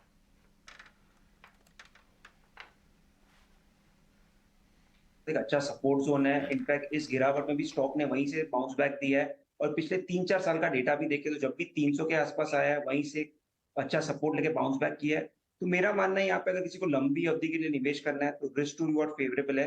एक 310 का स्टॉप लॉस मेंटेन करके लॉन्ग पोजीशन बनाई जा सकती है। ऑन द अपसाइड स्टॉक में मुझे लग रहा है एक 360 के आसपास हर्डल है माइनर सा, वो ब्रेक होता है तो स्टॉक में 400 से 450 की तेजी देखी जा सकती है। राइट अभिषेक जैन स्टॉक पिकर भी आ गए हमारे साथ अरिहंत कैपिटल से। अभिषेक गुड मॉर्निंग। कल मैं आपको याद कर रहा था जब मैंने ये इनरवेयर स्टॉक्स में इतनी भयंकर तेजी देखी, मुझे याद है हम लोग 1.5 साल पहले डिस्कशन कर रहे थे जब पहली बार आपने शायद कोई कैलकाटा बेस्ड इनरवेयर कंपनी अपने रिसर्च रिपोर्ट निकाली थी। उस समय लोग पूछते ही नहीं थे पेज के बियॉन्ड। आपके मुनाफे का फंडा मैं लूँगा, लेकिन क्योंकि आपने वो स्पेस की स्टडी की हुई है, लोग तो बड़े मजाक कर रहे थे कि कल मेंस इनरवेयर इंडेक्स एक है जो एलन ग्रीनस्पैन भी ट्रैक करते थे और ये सारी बातें हो रही थी। बट ये मामला क्या है, क्या रीरेटिंग हो रही है मेंस इनरवेयर स्टॉक्स की? देखिए दो चीज हो रही है अजय जी, गुड मॉर्निंग। देखिए दो चीज हो रही है। तो सबसे बड़ा पॉजिटिव जो हो रहा है राइट नाउ इंडस्ट्री में ही जो मैं बात कर रहा हूँ, पीपल आर जो लास्ट 2 क्वार्टर का इनका जो मार्जिन प्रेशर था वो अब ऐसा बोल रहे हैं कि now because lower cotton prices already जो लास्ट ईयर 1,10,000 1,20,000 पे गई थी, अभी कॉटन कैंडी प्राइसेस 62,000 आ गई है। तो एक इसका इम्पैक्ट आप उसका पॉजिटिव इंडस्ट्री को मिल रहा है। दूसरा लास्ट 2 क्वार्टर्स काफी ज्यादा इन्वेंट्री हो गई थी सिस्टम में, तो वो धीरे धीरे क्लीन अप हो रहा है। तो उस कारण से स्टॉक्स में ऐसा व्यू हो सकता है कि they may not grow as fast as what earlier it was growing, because last year का तो बेस वगैरह काफी था, पर 10% करके करीब की रेवेन्यू ग्रोथ और अनऑर्गेनाइज से ऑर्गेनाइज्ड और एफिशिएंसीज ला रहे हैं धीरे धीरे कंपनीज, तो उसका इसको बेनिफिट मिलना चाहिए सर। ऑलराइट अभिषेक, आपके पिक्स और आपके एनालिसिस जो हैं उसका रिजल्ट भी हम देखते हैं, वन सच एज द हुज़ैरियन टेक्सटाइल प्ले। लेकिन आज के फिर आपके लिस्ट में कौन से सेक्टर्स हैं और कौन से स्टॉक्स हैं जो आप हमें मुनाफे का फंडा में सुझाने वाले हैं? मैम मेरा पहला पिक होगा उज्जीवन फाइनेंशियल। उज्जीवन फाइनेंशियल की बात करें तो ये एक उज्जीवन एसएफबी का होल्डिंग कंपनी है, और ये हमारा व्यू है कि और मैनेजमेंट ने ऑलरेडी किया कि बाय सितंबर उसका रिवर्स मर्जर हो जाएगा, and on reverse merger 11.6 shares on every 1 share of Ujjivan Financial you will be getting 11.6 share। तो आज के हिसाब से आप you are getting a Ujjivan at around less than 23 और close to 23 रुपए के आसपास में आपको उज्जीवन मिलेगा, जो अभी 27.5 के आसपास का भाव है। सेकंड, जो माइक्रो फाइनेंस स्पेस में काफी तेजी हो रही है, कंपनीज ने ब्रांचेस वगैरह में जो कन्वर्जन किया था प्री कोविड में, उसका अब इनको बेनिफिट मिल रहा है। जो सीईओ रिलेटेड इश्यूज थे लास्ट ईयर वो सारे सॉर्ट आउट हो गए हैं। इनकी एसेट रिकवरी वगैरह भी काफी स्ट्रांग रही है। स्टॉक हमारे काफी ज्यादा टाइम से टाइमलाइन में रहा है और इसी हमें लगता है ये स्टॉक यहाँ से भी आपको जब तक डीमर्जर होगा आराम से आपको 350 रुपीज तक का प्राइस ऑब्जेक्टिव दे सकता है।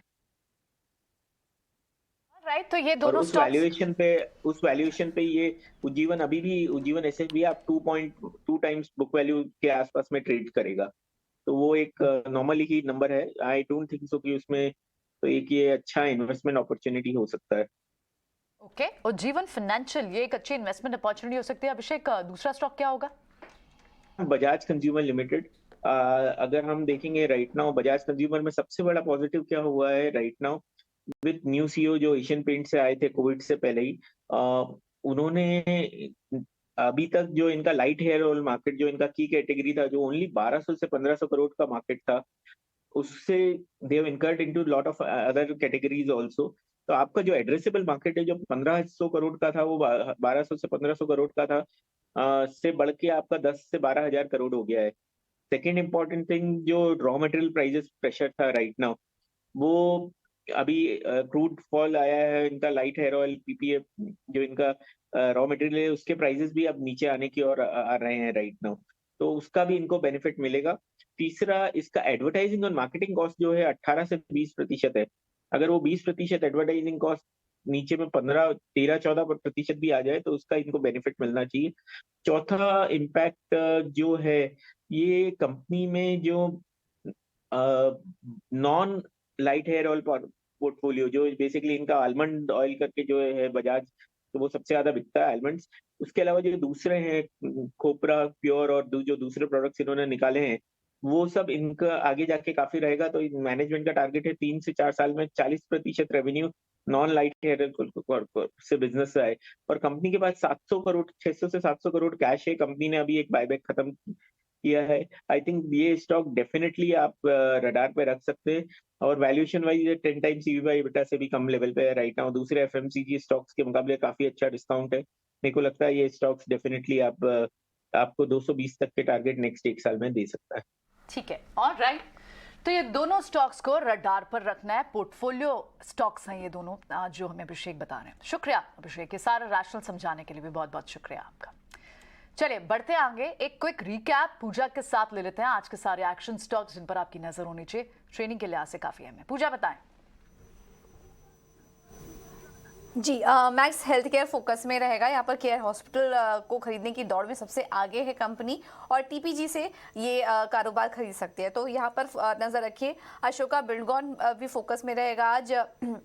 सेकुरा अशोका बिल्डकॉन के जो रोड एसेट्स हैं वो खरीद सकते हैं और 1300 करोड़ के इक्विटी वैल्यू के लिए ये डील होने की संभावना है, तो आज ये स्टॉक भी फोकस में रहेगा। इसके अलावा नतीजों के चलते आज काफ़ी सारा एक्शन रहेगा। स्टर्लिंग एंड विल्सन काफ़ी कमज़ोर नंबर्स, आय घटी है 90% से ज़्यादा और यहाँ पर नुकसान हुआ है, घाटा बढ़ा, हालांकि वन ऑफ हुआ था, लेकिन उसके बावजूद भी देखेंगे तो घाटे में ही कंपनी दिखाई देगी। साइंट के नंबर्स काफ़ी स्ट्रॉन्ग आ रहे हैं और हम देख रहे हैं मिड कैप आईटी कंपनियों के नंबर्स अच्छे हैं, हालांकि गाइडेंस थोड़ी कमज़ोर है, बट नंबर्स देखेंगे तो काफ़ी अच्छे नज़र आ रहे हैं। तिमाही दर तिमाही अगर देखेंगे तो मुनाफे में करीब 4% की ग्रोथ और आय में करीब 8% की ग्रोथ कंपनी ने दर्ज की है। इसके अलावा आईसीआईसीआई प्रूडेंशियल के नंबर्स भी काफ़ी स्ट्रॉन्ग नज़र आ रहे हैं।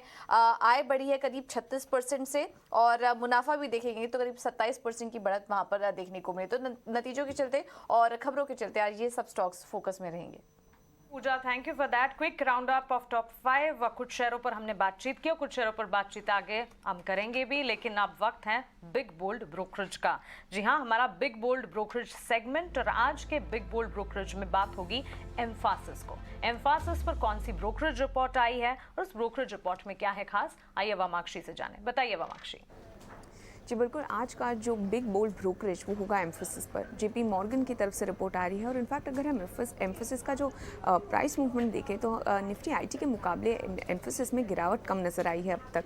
जेपी मॉर्गन का मानना है कि लार्जली अगर हम Q4 प्रिंट्स देखें बड़े आईटी कंपनीज़ के तो वो हाईलाइट करते हैं कि वीकनेस और चैलेंजेस नज़र आ रहे हैं BFSI, टेलीकॉम, हाईटेक, मैन्युफैक्चरिंग और रिटेल वर्टिकल में। इनफैक्ट इनफैक्ट क्लाइंट्स जो है वो रैंप डाउन, कैंसिल और डिफ़र कर रहे हैं प्रोजेक्ट्स को, क्योंकि उन्हें अपने डिस्क्रिशनरी टैक्स एक्सपेंस को घटाना है। एम्फोसिस का 62% बिजनेस एक्सपोजर है BFSI के लिए और 13% एक्सपोजर है हाईटेक के लिए, और ये दोनों ही वर्टिकल्स में हम देख रहे हैं कि वीकनेस नज़र आ रही है। और इसी के चलते JP मॉर्गन ने एम्फोसिस के रेवेन्यू और मार्जिन एस्टिमेट्स को घटाया है, और इसी के चलते EPS में भी हमें कट्स नज़र आ गए हैं। ओवरऑल अगर हम देखें मार्जिन एक्सपेंशन के लिए भी उन्हें लिमिटेड स्कोप नज़र आ रहा है, और इसी के चलते JP मॉर्गन ने अपनी रेटिंग को डाउनग्रेड किया है। इनफैक्ट न्यूट्रल की राय से अंडरवेट की राय पर उन्होंने डाउनग्रेड किया है, और अपना टारगेट प्राइस भी घटाया है 1800 से 1550 प्रति शेयर का। ठीक है, थैंक्स फॉर दैट। ये याद ध्यान रखिएगा, एम्फोसिस में एक डाउनग्रेड आया है। आगे बढ़ते हैं, सुमित मूलचंदानी भी हमारे साथ हैं, मैं उनके पास जाता हूं उनके ट्रेडिंग आइडियाज। लेकिन उससे पहले सनी अग्रवाल से मैं जानना चाहूंगा, ये जूते बनाने वाली कंपनियों में इतना भयंकर बाइंग हुई है कल, काफ़ी बीटन डाउन है टॉप से। एक खबर ये आई कि चेन्नई में नाइकी और एडिडास वालों ने प्लांट डाला है, बट कुछ इसका कोरिलेशन समझ में नहीं आया। जूते में क्यों री रेटिंग हो रही है सनी? क्या यहाँ से आपको कोई स्टॉक अच्छा लगता है? या तो अगर हम ये एंटायर पूरा सेक्टर देखें शूज का, इसमें कहीं ना कहीं अंडर परफॉर्मेंस था। तो हमने देखा कि बाटा काफी टाइम से 1500 के नीचे ट्रेड कर रहा है। कैंपस जो है ऊपर से काफी IPO के बाद काफी ऊपर गया था, फिर कहीं ना कहीं इसमें जब स्लो डाउन हुआ पिछले 2 क्वार्टर में तो डीरेटिंग हुआ। तो ये जो स्टोरी है कंजम्पशन, जैसे QSR सेक्टर में हमने देखा कि जुबिलेंट जितनी भी कंपनीज थी उनमें एक अंडर परफॉर्मेंस था, बट कहीं ना कहीं ये जो स्टोरी है स्ट्रक्चरल लॉन्ग टर्म में तो ये स्टोरी इंटैक्ट ही है। और on the top of that जिस तरह से कल एक जो न्यूज देखी हमने कि चाइना से जो मैन्युफैक्चरिंग बेस है वो कहीं ना कहीं इंडिया शिफ्ट होगा, तो ये मार्केट में भी एक एक्सपेक्ट कर रहा है कि जो एग्जिस्टिंग जो शू मैन्युफैक्चरिंग कंपनीज है उनको भी इससे कुछ बिजनेस मिलेगा। At the same time companies like Mayur Uniquoters जो कि एक सिंथेटिक लेदर बनाती है, उनका भी कहीं ना कहीं बिजनेस बढ़ेगा। तो ओवरऑल एक सेक्टर में एक बॉटम फिशिंग कहीं ना कहीं नीचे से हुआ है। और अगर मेरा इसमें टॉपिक रहेगा तो डेफिनेटली कैंपस रहेगा, क्योंकि वो जो सेगमेंट है कैंपस जो अपने सेगमेंट में काम कर रहे हैं वो सेगमेंट इंडस्ट्री को आउट परफॉर्म कर रहे हैं। वहाँ कहीं ना कहीं हमने देखा है कि काफी अच्छी ग्रोथ है इंडस्ट्री के पर्सपेक्टिव से, तो कैंपस एक अच्छा लगता है। बाटा एक क्वालिटी बिजनेस है जो बोलते हैं कि एक good business in temporary trouble, तो डेफिनेटली एक ग्रोथ का कहीं ना कहीं इश्यू है। बट बाटा एक डेफिनेटली एक पोर्टफोलियो स्टॉक है, तो एक अच्छा मौका है नीचे के रेट में पोर्टफोलियो में ऐड करने के लिए। इनफैक्ट सुमित, आपके ट्रेडिंग आइडियाज क्या होंगे, जल्दी से बता दीजिए, 4 मिनट रह गए बाजार खुलने में। हाय, गुड मॉर्निंग अजय। तो यहाँ पे स्पेसिफिक बाइंग रहेगी मेरी तरफ से, डिलीवरी कॉल्स रहेंगे। तो पहला कॉल रहेगा सिटी यूनियन बैंक CUB। देखिए कल के सेशन में भी स्टॉक ने अच्छी खासी बढ़त दिखाई है।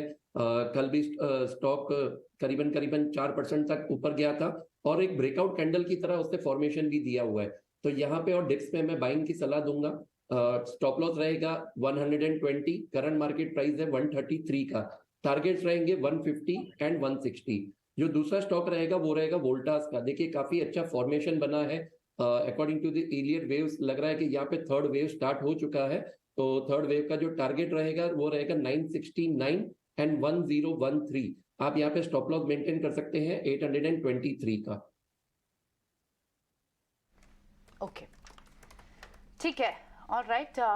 तो ये तो कुछ स्टॉक्स रहे। अब एक बार क्विकली सुमित आप अपनी आज की, ठीक है, आज की रिकमेंडेशन है वोल्टास। तो गर्मी वाले स्टॉक्स आपको फिर से दिख रहे हैं, हेवल्स, वोल्टास, सिम्फनी और फिर से आपके समर कूलर्स में। इन सारे स्टॉक्स में कहीं आपको भी कुछ पसंद आएगा राहुल? तो हेवल्स एक साइडवेज रेंज में चल रहा है, तो अभी भी आप देखेंगे तो रेजिस्टेंस पे एक बेरिश कैंडलस्टिक पैटर्न बनाया है। तो अभी फिलहाल तो हेवल्स में लॉन्ग नहीं इनिशिएट करेंगे। एक प्राइस के लिए वेट कर सकते हैं 1195 और 1200 के बीच में, जहां पे 13, 8 और 20 मूविंग एवरेज का इंटरसेक्शन आपको नजर आएगा। तो उस प्राइस के लिए वेट कर सकते हैं 1196। वोल्टास तो जनरली आप नोटिस करेंगे जो AC के स्टॉक्स होते हैं या इस सीजन बेस्ड स्टॉक्स होते हैं, वो 5-10 समर में से 5 समर वो रैली करते हैं और other half of the time वो रैली नहीं करते हैं। तो वोल्टास का वो समर जैसे शुरू हुआ है तो आप देखें वो रैली शुरू हुआ है स्टॉक्स में, पर बहुत सारे हर्डल्स है। वोल्टास 880 पे एक हर्डल है, 910 पे एक हर्डल है। तो इतने सारे रेजिस्टेंस की वजह से इस पे भी अभी फिलहाल लॉन्ग जाना नहीं रहेगा। अगर एक शॉर्ट टर्म बाउंस के लिए प्ले करना चाहते हैं तो अप टू 880 के लिए प्ले कर सकते हैं, जहां पे फिर से एक रेजिस्टेंस आपको देखने को मिलेगा।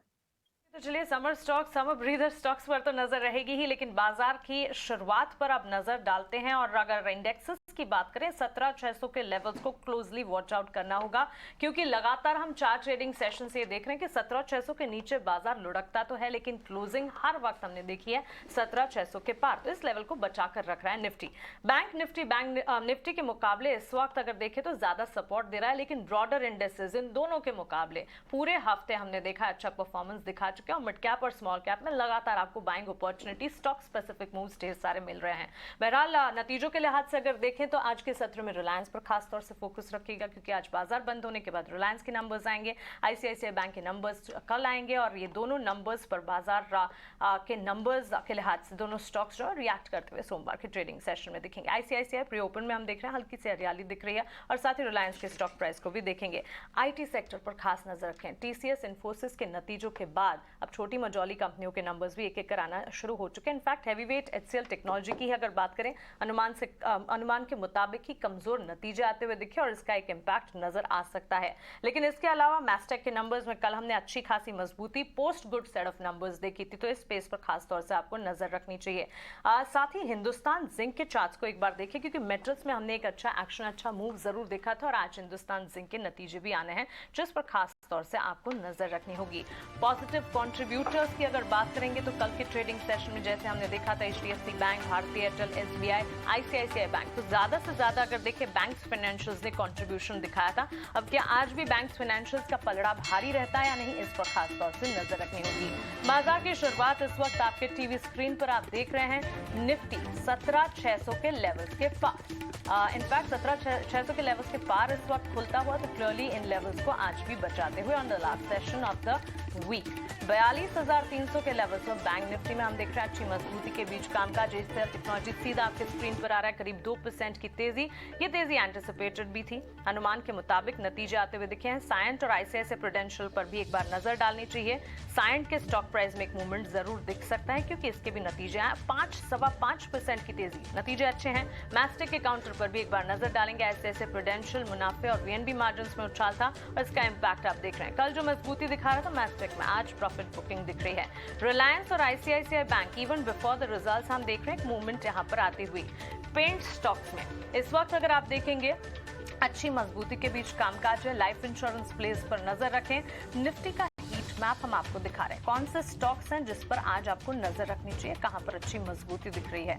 एशियन पेंट्स हम देख रहे थे, लाइफ इंश्योरेंस पर विस्तार से हमने बातचीत की। एसबीआई लाइफ, एचडीएफसी लाइफ पर फोकस है, हमारे टेक्निकल एक्सपर्ट्स के रेडार पर ये स्टॉक्स हैं, और इन स्टॉक्स में अच्छी मजबूती आप देख पाएंगे। लगातार हीट मैप में जो चेंजेस आप देख रहे हैं, इसमें लेबोरेटरी काउंटर्स में डिविस लैब, बजाज ऑटो, ये दोनों स्टॉक्स हैं जो कि आगे बढ़ते हुए नजर आएंगे। बैंक्स फाइनेंशियल्स में एफएमसीजी के तौर पर अगर देखेंगे तो कंजम्पशन थीम में ब्रिटानिया जैसे स्टॉक्स भी हैं, और साथ ही यहाँ पर आप देखेंगे कि अडानी ग्रुप के कुछ स्टॉक्स में एक अच्छा एक्शन। सिप्ला में भी हम मजबूती के साथ ही ट्रेड्स देख रहे हैं। लेकिन खबरों के दम पर अगर देखें एफएमसीजी में stock specific, sector specific moves आज नजर आ रहे हैं। जुबिलेंट फूड के काउंटर पर हमने विस्तार से थोड़ी देर पहले बातचीत की, और स्टॉक में एक पॉजिटिव मूवमेंट आता हुआ दिख रहा है। क्विकली पॉजिटिव कॉन्ट्रीब्यूटर्स देख रहे थे, बाजार खुलने के बाद कहां से सबसे ज्यादा सपोर्ट आता हुआ दिख रहा है। सपोर्ट सबसे ज्यादा आप देखेंगे एचसीएल टेक्नोलॉजीज के बाद आईसीआईसीआई बैंक, रिलायंस, इन्फोसिस और कोटक बैंक की तरफ से। तो हैवी वेट्स में आईटी है, बैंक्स फाइनेंशियल्स है, निफ्टी में जो रिलायंस है, और साथ ही हम देख रहे हैं कुछ हद तक का आईटी स्टॉक्स में एक मूवमेंट आना शुरू हुई। मिड कैप के प्लेयर्स प्रियंका आपको बताएगी। एक्चुअली मिड कैप आपने कवर कर ही लिया मानसी, तो चलिए डायरेक्टली स्टॉक पिक्स ही लेते हैं। आज आईटी पैक में सबसे बड़ी मूव आपको दिख रही है एचसीएल टेक, इस वक्त लगभग 3%। इनफैक्ट सेक्टोरल भी अगर आप देखें तो आईटी पैक सबसे तेज है। क्या मूव और बड़ी हो सकती है संतोष? सबसे पहले तो आईटी स्टॉक्स के चार्ट चेक करके एचसीएल टेक हो, साइंट हो, कौन सा स्टॉक सबसे स्ट्रांग दिख रहा है जहां से तेजी और बढ़ सकते हैं? मैस्टेक का माइंड में है कि एक ही दिन में सिंगल सर्ज आपको 10-11% मिला था, पॉसिबिलिटी है कोई स्टॉक ऐसी मूव दे पाए? टेक की बात करें तो इसके रिजल्ट्स अच्छे हैं। स्टॉक्स में आपने 200 दिन के मूविंग एवरेज से बाउंस बैक किया है। हालांकि इसको 1070-75 का जो एरिया है वो रेजिस्टेंस फेस करना पड़ेगा, क्योंकि 20 डे मूविंग एवरेज है। अगर ये आज 1075 का लेवल क्रॉस करने में कामयाब हो जाता है तो फिर शायद हमको 1090-1100 तक के टारगेट देखने को मिल सकते हैं। लेकिन जो मेजर तेजी है मिड कैप आईटी स्टॉक्स में, साइंट में हमने एक अच्छा मोमेंटम देखा है, स्टॉक्स के रिजल्ट्स भी बहुत अच्छा है और लगातार आउट परफॉर्म कर रहा था। हम ईयर टू डेट की भी बात करें तो जहाँ दूसरे आईटी स्टॉक स्ट्रगल कर रहे हैं, ये करीब करीब 45% ऊपर है। इसके अलावा एक साक्सॉफ्ट करके कंपनी है, उसका भी स्ट्रक्चर काफी बुलिश है, इस स्टॉक में भी लगातार बुलिश मोमेंटम बना हुआ है, तो इस स्टॉक पर नजर रखना चाहिए। ये शायद 200 रुपए तक भी जा सकता है, तो यहाँ पर नीचे 175 का स्टॉप लॉस रहेगा। ठीक है, क्विकली राहुल, आप कैसा व्यू बना रहे हैं इस वक्त बाजार पर? क्या आईटी पैक से कोई स्टॉक आपके रडार पे होगा, या फिर आपको लगता है कि मूव्स दूसरे स्पेसेस से भी है? इंश्योरेंस स्पेस भी आप चूज कर सकते हैं, एचडीएफसी लाइफ में भी अच्छी मूव है। सो इंश्योरेंस स्टॉक्स डेफिनेटली एक थीम है जो अभी आप शॉर्ट टर्म में भी आप गुड ट्रेंड देखेंगे, इसीलिए एचडीएफसी लाइफ हम हमेशा रेकमेंड करते आए हैं। आईटी अनफॉर्चुनेटली अभी तक हेडविंड से बाहर नहीं निकला है, तो टेक्निकल रीजंस की वजह से इन्फोसिस जो इतना फॉल हुआ, इन्फोसिस में एक छोटा सा रिमाउंट दे सकता है, बट जनरली शॉर्ट टर्म नजरिया आप देखेंगे तो IT is still not out of the woods. आज की डेट में एचसीएल टेक के बारे में हम बात कर रहे थे, जो टॉप गेनर्स है, बट आप देखेंगे वो एचसीएल टेक भी सस्टेन नहीं कर पाया। 4% ऊपर था, अभी फिर से 1% के ही अपसाइड पे चल रहा है। तो अभी तो लॉन्ग नहीं इनिशिएट करेंगे आईटी में। हाँ, जिस दिन आईटी स्ट्रांग हो और आप देख रहे हैं टॉप 2-3 नेम्स जैसे TCS, Infosys, top 2-3 counter strong दे रहे हैं, उस दिन एक मोमेंटम बीटीएसटी आप कर सकते हैं, बट शॉर्ट टर्म के लिए आईटी अभी हम नहीं निवेश करेंगे। मार्केटिंग कंपनीज को लेके आइए डाक्टर साहब, एचपी, बीपी, आईओसी, क्रूड की गिरावट में इन सारे स्टॉक्स में एक्साइटमेंट आ जाता है, लेकिन ओके आज तो खास नहीं आ रहा है। पेंट कंपनी भी लेके आइए, वो भी क्रूड ऑयल यूजर्स हैं। कल इंडिगो पेंट में कुछ ज़रूरत से ज़्यादा ही मूव आ गया था, लेकिन उतना बड़ा मूव बाकी पेंट कंपनी में नहीं था। बर्जर और एशियन पेंट 1-8% ऊपर थे, आज थोड़ा कूल ऑफ हो रहा है। लेकिन पेंट स्टॉक्स, संतोष जरा चेक करके बताएं कुछ ट्रेड है क्या यहाँ पे? एशियन पेंट्स फिर भी अट्रैक्टिव लग रहा है, स्टॉक एक बेस बना चुका है 2700 के आसपास, यहाँ मोमेंटम पकड़ रहा है। मुझे लगता है आज ही शायद अच्छी तेजी देखने को मिल सकती है, 2900 तक के लेवल देखने को मिल सकते हैं। 2900 इसके लिए एक इंपॉर्टेंट बैरियर है, अगर 2900 क्रॉस करता है तो फिर आने वाले समय में एक अच्छी तेजी देखने को मिल सकती है, बट आज का दिन शायद स्टॉक के लिए पॉजिटिव हो सकता है। ठीक है, ये जूते बनाने वाले स्टॉक्स जरा वापस लेके आइए, देखना ये होगा कि फॉलो अप बाइंग आ रही है या नहीं। खादिम लेके आइए, बाटा, कैंपस, ये सारे स्टॉक्स लेके आइए। लिबर्टी में तो बड़ी, जी हाँ, खादिम आज भी 7.5% ऊपर है, बाटा 1%। कैंपस लेके आइए डाक्टर साहब, लिबर्टी लेके आइए, अगेन कैंपस से खरीद रहे हैं। नहीं, जूते खरीद रहे हैं, लोगों के जूते घिस बहुत रहे हैं लग रहा है, और इसीलिए एक तरफ से दूसरी तरफ पैसा कमाने के लिए भाग रहे हैं लोग जिंदगी की जद्दोजहद में। ये लोग खाने पीने के साथ शॉपिंग में अब जूते भी हैं जो कि आगे हैं। इनफैक्ट पीएलआई स्कीम के बेनिफिशियरीज भी हैं जूते, और एक्सपोर्ट अपॉर्चुनिटीज भी ढेर सारी बन रही है। इंडिया की कंपनी जूते बनाने वाली, एक्सपोर्ट, देखिए अभी थोड़ा टॉल आस्क है, लेकिन एनीवेज बाइंग तो आ रही है। ये आपका रिलैक्सो का बॉटम पता है किसने बनाया था? एक बड़े एमएफ ने जब यहाँ से एग्जिट किया था, ये बनाया है मार्सेलस सौरभ मुखर्जी ने।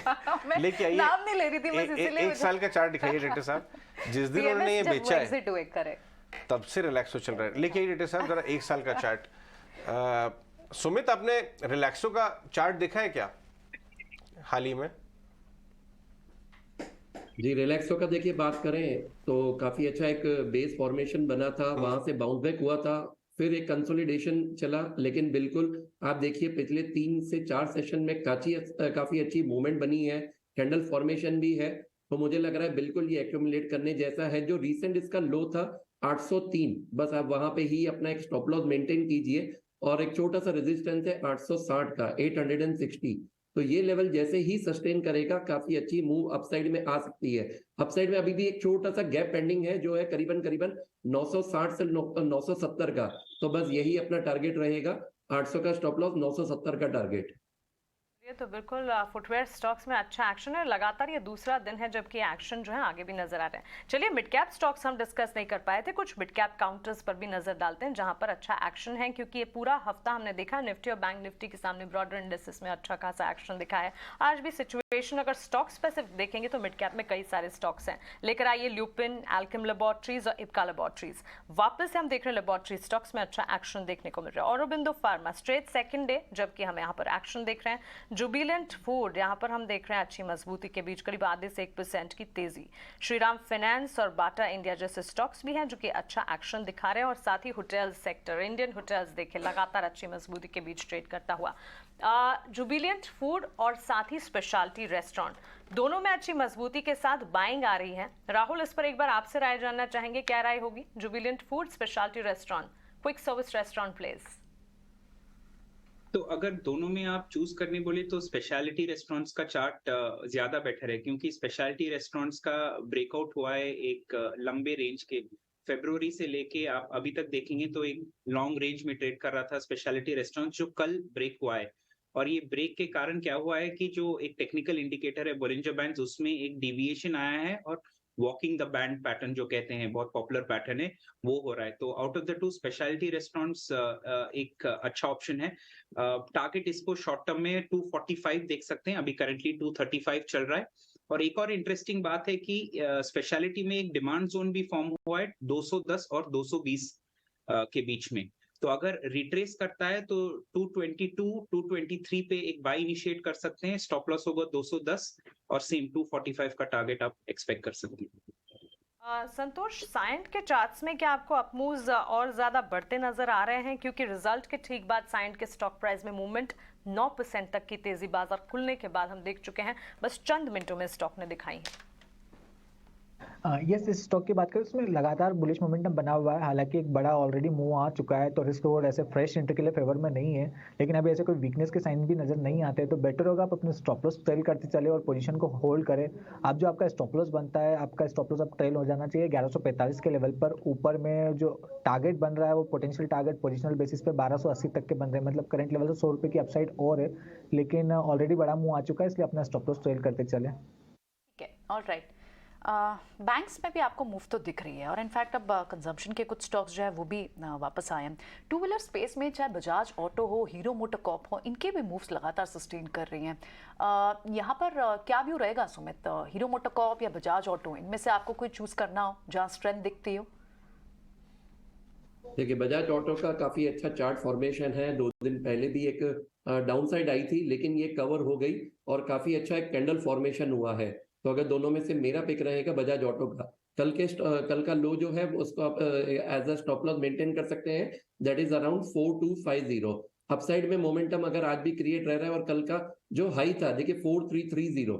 अभी मैं वेट करूंगा यहाँ पे कि एक हाफ एन आवर का कैंडल अगर सस्टेन कर जाता है तो बिल्कुल आप यहाँ पे फ्रेश मोमेंटम देख सकते हैं। फ्रेश मोमेंटम यहाँ तक 4470 और 4520, ये 2 लेवल्स के लिए आप जा सकते हैं। एयू स्मॉल फाइनेंस बैंक में फ्रेश शॉर्टिंग हो रही है, जरा लेके आइए। अमंग द टॉप 3 लूजर्स है एफएनओ में। कुछ कंसर्न्स हैं बाजार की शायद, लेकिन इसके अंदर अभी पॉजिटिव व्यू आया है कि एक्सटेंशन मिला है इनके एमडी सीईओ को।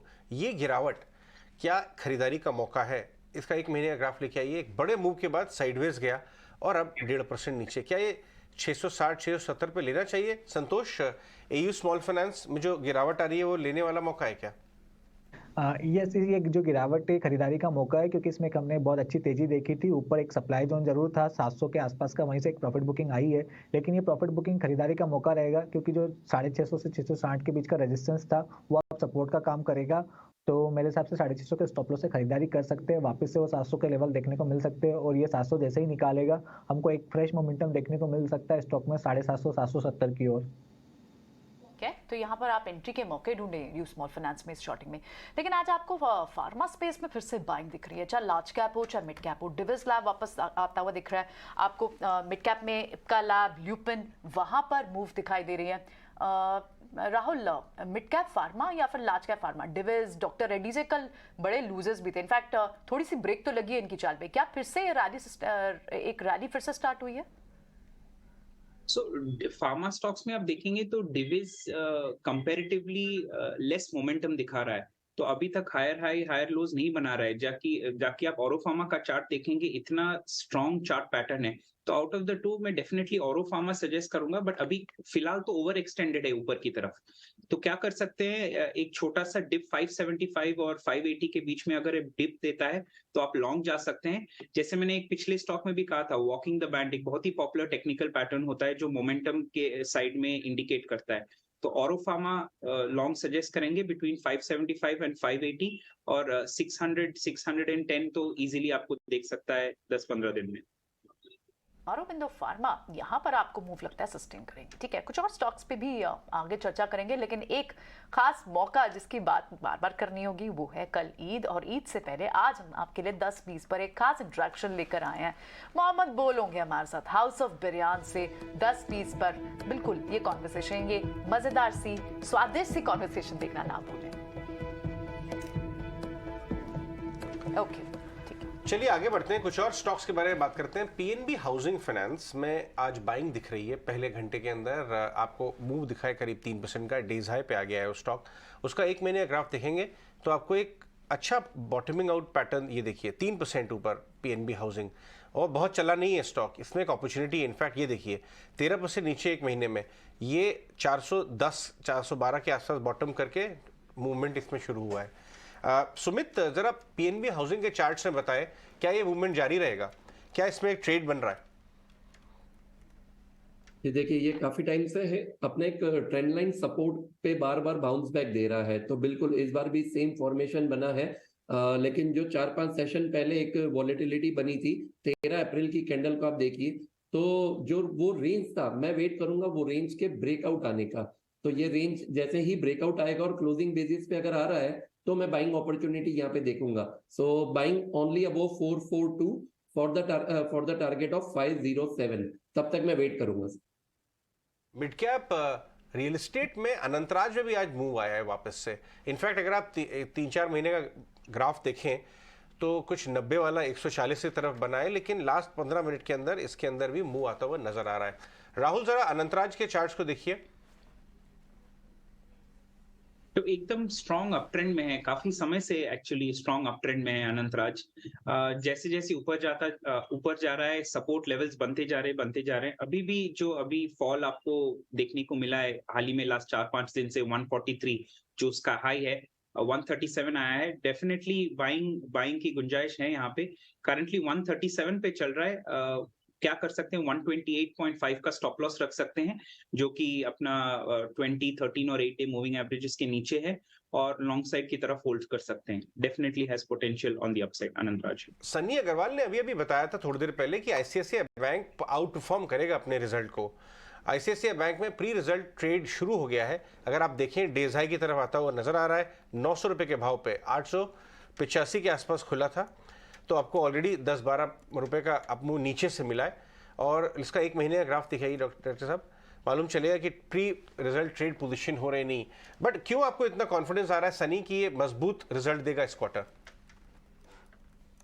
तो आईसीआईसीआई बैंक में हमने देखा कि बेसिकली एक अगर हम ओवरऑल बैंकिंग इंडस्ट्री पिछले 1 साल में देखें तो जितना भी बैंकिंग इंडस्ट्री में जो बेहतर क्रेडिट ग्रोथ का डेटा था वो कहीं ना कहीं जून जुलाई से आना स्टार्ट हुआ था।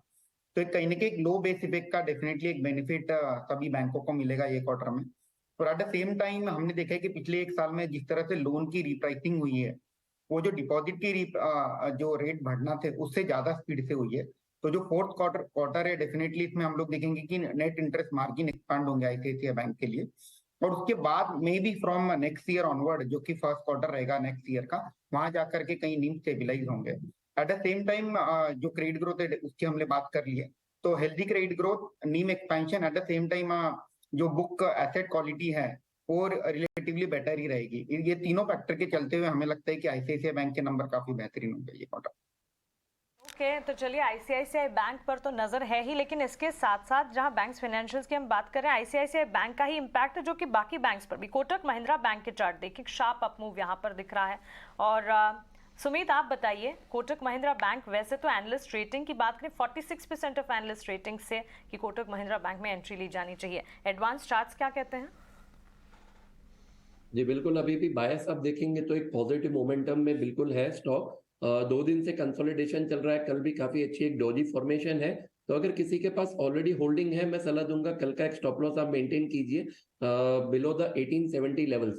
Till the time you can hold. अभी भी एक छोटा सा रेजिस्टेंस है, जैसे ही 1900 का लेवल ये क्रॉस करेगा और सस्टेन करेगा, अपसाइड में 1966 1982 ये 2 टारगेट्स हमारे रहेंगे।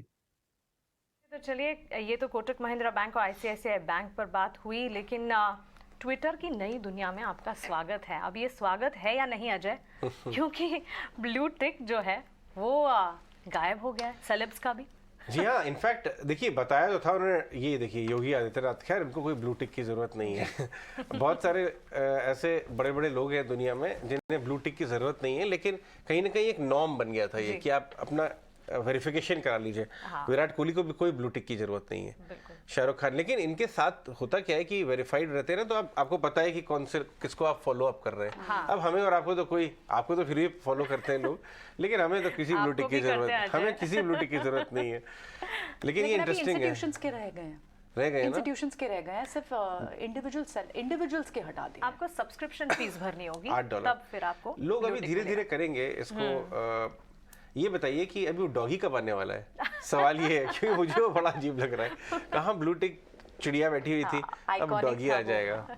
ये बड़ा इंटरेस्टिंग है। हमारे पैनलिस्ट भी तो पता चला कोई राहुल घोष बन के जो है अपने ऑप्शन डेटा और दुनिया भर की चीजें ऑफर कर दी। राहुल है, आप हैं क्या ट्विटर पे? सनी अग्रवाल ने कोई बना के सनी अग्रवाल के नाम से फंडामेंटल कॉल देना शुरू कर दिया ट्विटर पे। तो क्रेडिबिलिटी तो नहीं, ट्विटर पे नहीं ना। सनी आप?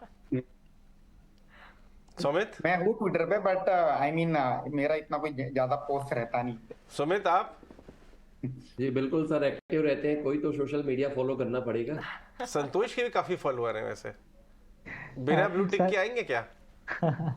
मेरे इतने फॉलोअर्स तो नहीं है, मैं आपके ट्वीट्स देखने के लिए जरूर ट्विटर पे एक्टिव रहता हूँ।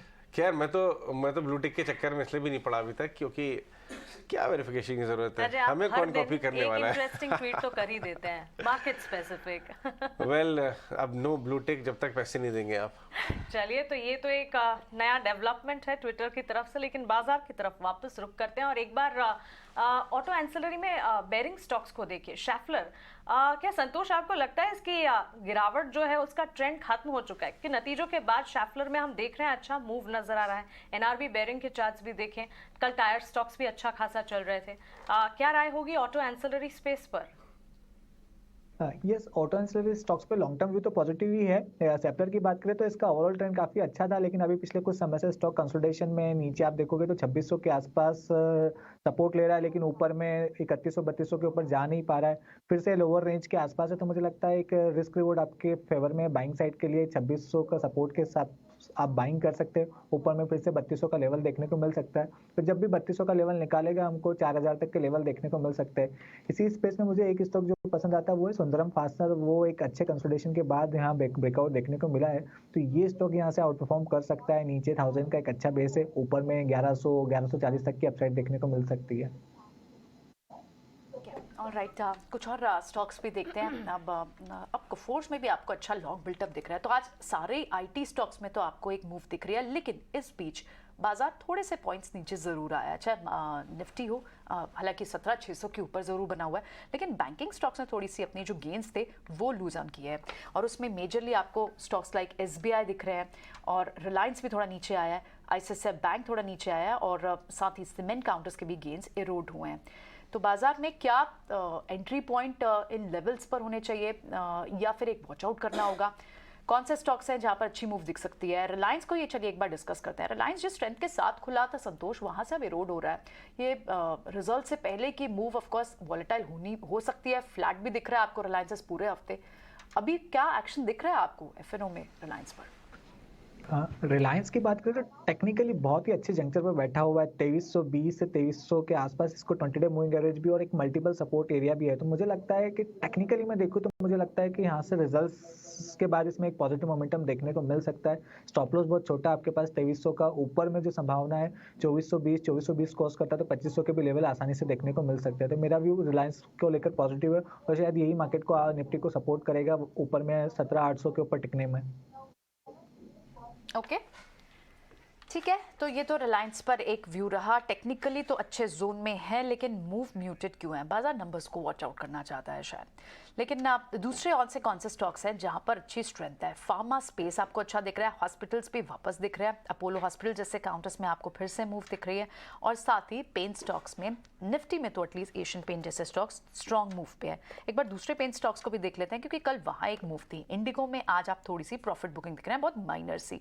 क्या पेंट स्टॉक्स में, और क्योंकि क्रूड डेरिवेटिव्स को फायदा मिलेगा जब तक क्रूड नीचे होगा, कोई लुब्रिकेंट स्टॉक या फिर पेंट स्टॉक सुमित आपके रडार पर होंगे? एशियन पेंट्स पर ही चलिए व्यू बता दें। जी, एशियन पेंट्स बिल्कुल आज के सेशन में भी देखिए अभी भी मोमेंटम गेन कर रहा है। आप यहाँ पे बाय कर सकते हैं। स्टॉप लॉस यहाँ पे आप मेंटेन कर सकते हैं 2830 का। अपसाइड में लग रहा है कि हमें कहीं ना कहीं ये 2918 जो लेवल है वहां तक जा सकता है आज या कल के सेशन में। तो चलिए, पेंट स्टॉक्स में तो अच्छा एक्शन हम देख भी रहे हैं और क्रूड का भी एक इम्पैक्ट है जो कि यहाँ पर देखने को मिल रहा है। लेकिन टेक्नोलॉजी काउंटर्स की जहाँ हम बात कर रहे हैं, एक बार नज़ारा टेक्नोलॉजीज के चार्ट्स पर भी नज़र डालते हैं। वैसे तो ऑर्डर विन्स और नए डेवलपमेंट्स के चलते ये स्टॉक फोकस में रहता है, लेकिन पिछले कुछ दिनों से स्टॉक में कोई मूवमेंट नहीं था। राहुल, आज के सत्र में करीब 3-4% के मूव्स हैं, कैसे देखें इन मूव्स को? नज़ारा टेक्नोलॉजीज एक्चुअली बहुत ही अनप्रिडिक्टेबल स्टॉक हो गया है, क्योंकि कभी कभी ट्रेंड रिवर्स होने का साइंस देखते हैं, फिर से मूविंग एवरेजेस के नीचे आ जाता है, एक हायर हाई बनाता है, फिर से एक हायर लो बनाता है। तो अभी तक इसमें एक सस्टेनेबल लॉन्ग ही बना है। अभी इंटरमीडिएट में एक रेजिस्टेंस है 563 565 के आसपास, वो भी आप देखें एग्जैक्टली उस लेवल को टच करके नीचे की तरफ आ रहा है। तो अभी तक तो लॉन्ग का सिचुएशन बिल्कुल नहीं बनता है। हाँ, अगर 563 565 जो रेजिस्टेंस है बहुत पास में, वो क्रॉस करता है और एक बेस बनाता है वहां पे, then one can look to go long. तब तक हम लॉन्ग नहीं इनिशिएट करेंगे इसमें। अनप्रेडिक्टेबल है और इस वक्त की इस तेजी पर कोई भी ट्रेड्स नहीं बनाने चाहिए। नज़ारा टेक्नोलॉजीज पर राय आपको मिलती हुई। सेक्टोरल परफॉर्मेंस की अगर बात करें, बाजार में आज सेक्टर स्पेसिफिक मूव्स जो हैं, सबसे आगे फार्मा वापस लौटता हुआ नजर आ रहा है। 10:10 पर, या अभी जो आप चीज़ देख रहे थे हमारे साथ 10 के बाजार में लगातार मैनेजमेंट्स जुड़ेंगे, फंडामेंटल एक्सपर्ट्स जुड़ेंगे, उनसे विस्तार से बातचीत भी होगी। और थोड़ी ही देर में 9:40 पर भी एक एक्सक्लूसिव इंटरैक्शन हम आपके लिए लेकर आने वाले हैं। लेकिन निफ्टी फार्मा स्पेस को देखें, अच्छी मजबूती। निफ्टी एफएमसीजी और साथ ही आईटी सेक्टर में आज हम अच्छा मूव देख रहे हैं। निफ्टी नेक्स्ट कैटेगरी के कुछ स्टॉक्स आपके टीवी स्क्रीन पर लेकर आते हैं। थोड़ी देर में लफायत कॉलेज के सीआईओ कृष्ण मेमानी के साथ अजय ने जो एक्सक्लूसिव इंटरैक्शन किया है, वो एक्सक्लूसिव इंटरैक्शन भी आपके सामने हम रखेंगे। निफ्टी नेक्स्ट कैटेगरी के कुछ चार्ट्स जहां पर अच्छा एक्शन आप देखेंगे। हैवल्स में 1.25% की मजबूती नजर आ रही है। पेन स्टॉक्स ऑफ कोर्स यहाँ पर भी, और वरुण बेवरेजेस कंजम्पशन थीम है जो कि अच्छी मजबूती देख रहे हैं। कंजम्पशन थीम है और इसके साथ ही समर स्टॉक्स भी हैं जो कि अच्छा एक्शन दिखा रहे हैं। हैवल्स, सुमित इस पर राय दीजिए एक बार।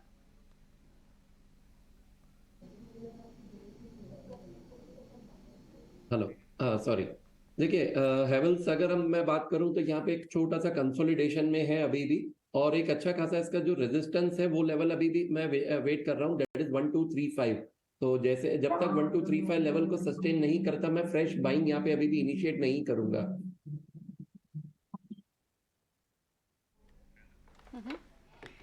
ठीक है, बहुत ही लैकलस्टर सा ट्रेड है आज भी। आप देखें तो लगातार 3 दिन, आज चौथा दिन होगा जब भी आप कंसोलिडेशन देखेंगे बाजार का। लेकिन निफ्टी ने अपने 200 डीएमए को, अपने इंपॉर्टेंट सपोर्ट्स को जरूर बचा के रखा हुआ है। सिर्फ एक टाइट रेंज में कल दिन भर बाजार था। आज देखना होगा कि आज कितनी रेंज में बाजार, क्या अपर रेंज को तोड़ पाता है या फिर आज एक रेंज में ही हम फंसे रहते हैं। फिलहाल तो आपको दूसरे कुछ बैंक्स, इंडसइंड बैंक को जरूर डिस्कस करते हैं। राहुल, इंडसइंड बैंक की मूव लगातार सस्टेन रही है, बहुत बड़ी मूव नहीं दिखती, लेकिन छोटी छोटी मूव्स ये सस्टेन रहती हैं। बैंक्स में इस टाइम, लार्ज कैप बैंक्स में कहाँ सबसे ज्यादा स्ट्रेंथ दिखती है जहां मौके मिल रहे हो? तो इंडसइंड बैंक, अगर आप लॉन्ग साइड में देखेंगे तो इंडसइंड बैंक डेफिनेटली एक कैंडिडेट में नहीं मानूंगा। रादर आईसीआईसीआई बैंक या एक्सिस बैंक या कुछ पब्लिक सेक्टर बैंक जैसे आप भी बोल रहे थे। इंडसइंड बैंक करंटली एक रेजिस्टेंस लेवल और सप्लाई जोन दोनों में है, और इसका लेवल है 1140 से लेके 1185 तक। तो ये जो बैंड है, जब तक क्रॉस नहीं होता है हम इसमें लॉन्ग नहीं इनिशिएट करेंगे। ऑन द कॉन्ट्ररी, शॉर्ट की साइड में थोड़े बहुत लेवल्स देख सकते हैं, अगर 200 डे 20 डे ईएमए ये सब तोड़ देता है जो अभी हाल ही में पास में ही है।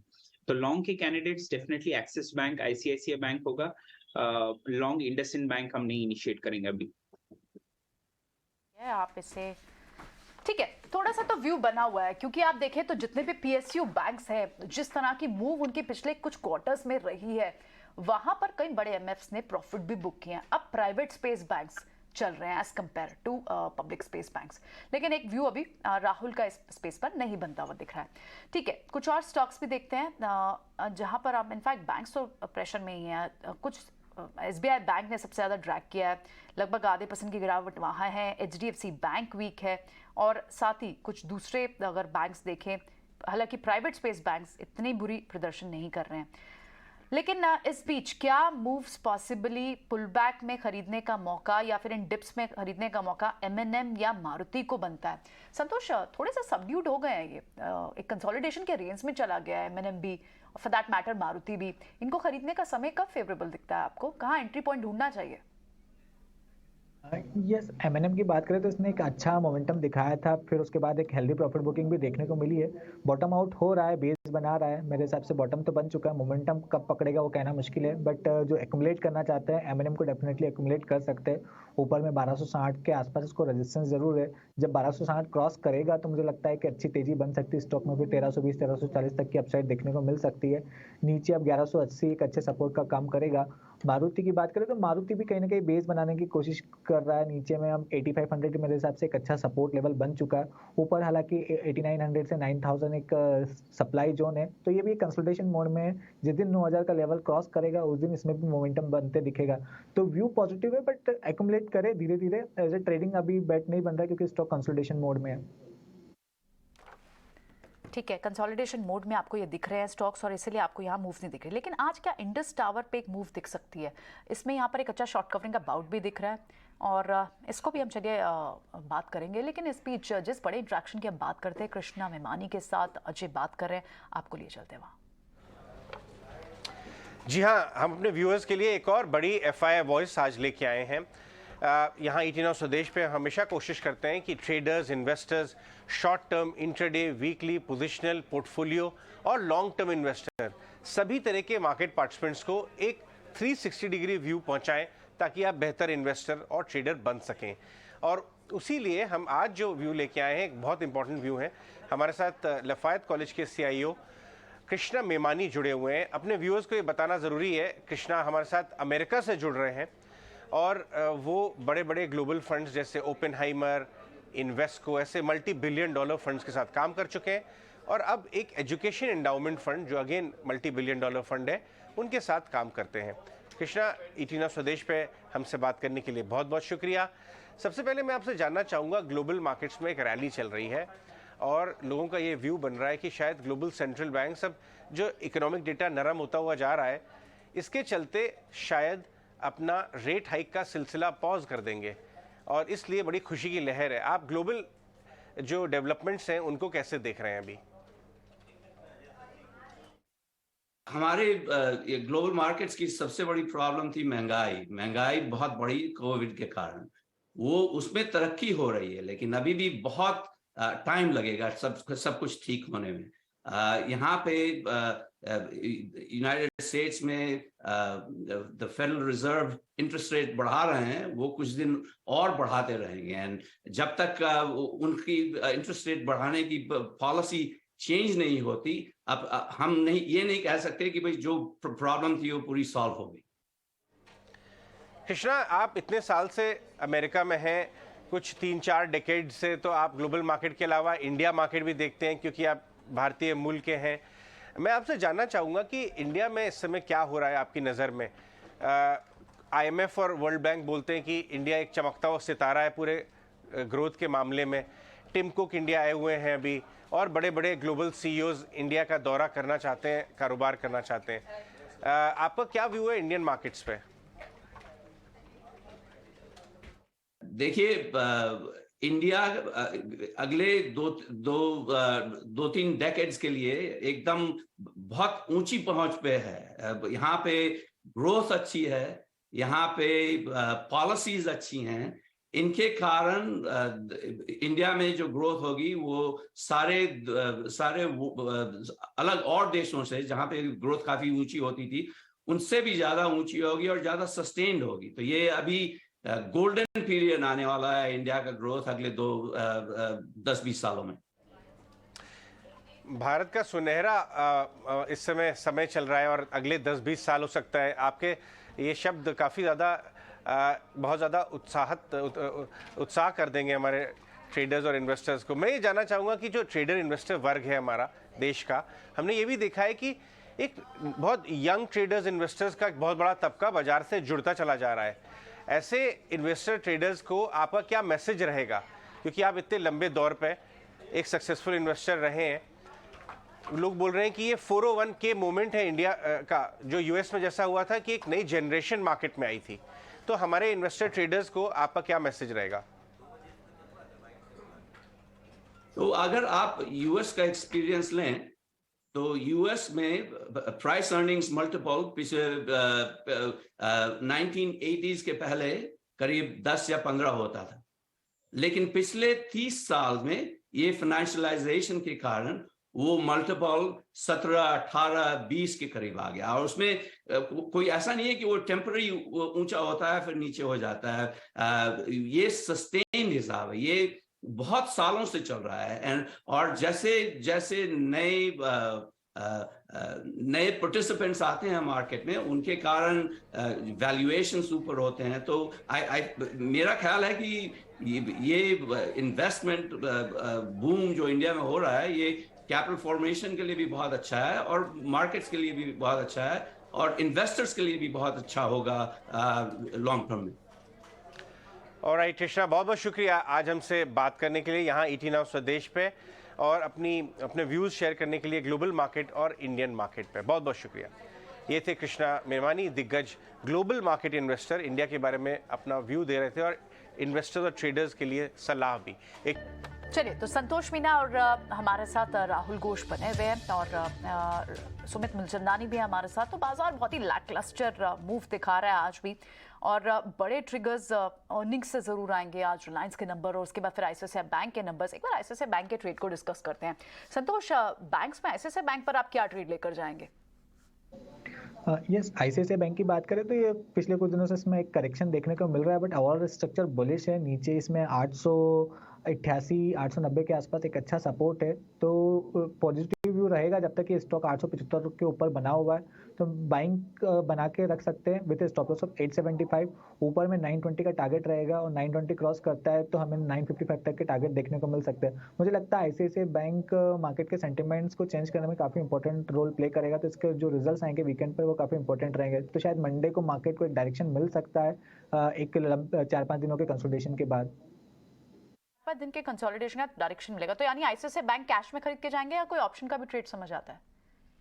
इसको कैश में तो डेफिनेटली ले सकते हैं आप, ऑप्शन में भी इसका 900 का कॉल ऑप्शन बाइंग कर सकते हैं। अभी वो करीबन 11 रुपीज़ के आसपास चल रहा है। आप इसमें स्टॉप लॉस लगा के चले 8 रुपए का, ऊपर में शायद हमको 20-25 रुपए तक की अपसाइड देखने को मिल सकती है।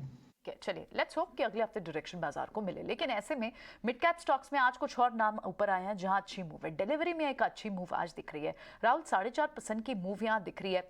क्या यहां से और फर्दर अपसाइड पॉसिबल है? एंट्री पॉइंट यहां फेवरेबल है या नहीं? तो डिलीवरी का आप चार्ट देखेंगे तो करंट मार्केट प्राइस पे तो बाय नहीं बन रहा है, हालांकि आज अच्छा मूव दिया है, बट ये अच्छा मूव एक रेजिस्टेंस पॉइंट पे लेके आया है प्राइस स्टॉक को। बट इंटरेस्टिंग बात यह है कि अगर ये मूव सस्टेन होता है और एक 4 रुपए और जाता है स्टॉक, दैट इज 355 के ऊपर सस्टेन होता है स्टॉक, तो एक बहुत लंबा रेंज के ऊपर ब्रेकआउट होगा। दूसरा बात यह है कि जो ब्रेकआउट हो रहा है अभी वो एक 3 वेव राउंडिंग बॉटम पैटर्न जिसको बुलाते हैं, उसके ऊपर का ब्रेकआउट हो रहा है। सो 355 एक बहुत ही इंपॉर्टेंट लेवल है वॉच आउट करने के लिए। करंट मार्केट प्राइस 352 पे चल रहा है। 355 के ऊपर अगर आपको 1-2 दिन सस्टेनेबिलिटी मिलता है, डेफिनेटली लॉन्ग जा सकते हैं। स्टॉप लॉस थोड़ा बड़ा होगा क्योंकि ये जो 3 वेव राउंडिंग बॉटम पैटर्न होता है वो थोड़ा लंबा स्टॉप लॉस होता है, तो 320-325 के आसपास आपका स्टॉप लॉस होगा और इजिली आप एक 5 to 6% आप मूव देख सकते हैं स्टॉक में। ठीक है, ओके। डिलीवरी में आप यहाँ से फर्दर बाय की रिकमेंडेशन दे रहे हैं। पेज इंडस्ट्री, जो ये सारे स्टॉक्स चल रहे हैं जिस सेगमेंट में, आज भी पेज पे 1% की मूव है। संतोष, क्या आप बायर होंगे इस सेगमेंट में पेज के, या दूसरा कोई और स्टॉक्स आपको पसंद आता हो, डॉलर, लक्स, जहाँ पर अभी मूव ट्रेंड क्योंकि बना हुआ है स्पेस पे? यस, कल इस स्पेस में एक बहुत ही स्ट्रॉन्ग मोमेंटम देखने को मिला था, बट स्ट्रक्चर वाइज बात करें तो पेज इंडस्ट्री सबसे स्ट्रॉन्ग लगता है। स्टॉक में बहुत हेल्दी करेक्शन के बाद एक बॉटम आउट फॉर्मेशन बनते दिख रहा है, डबल बॉटम फॉर्मेशन है।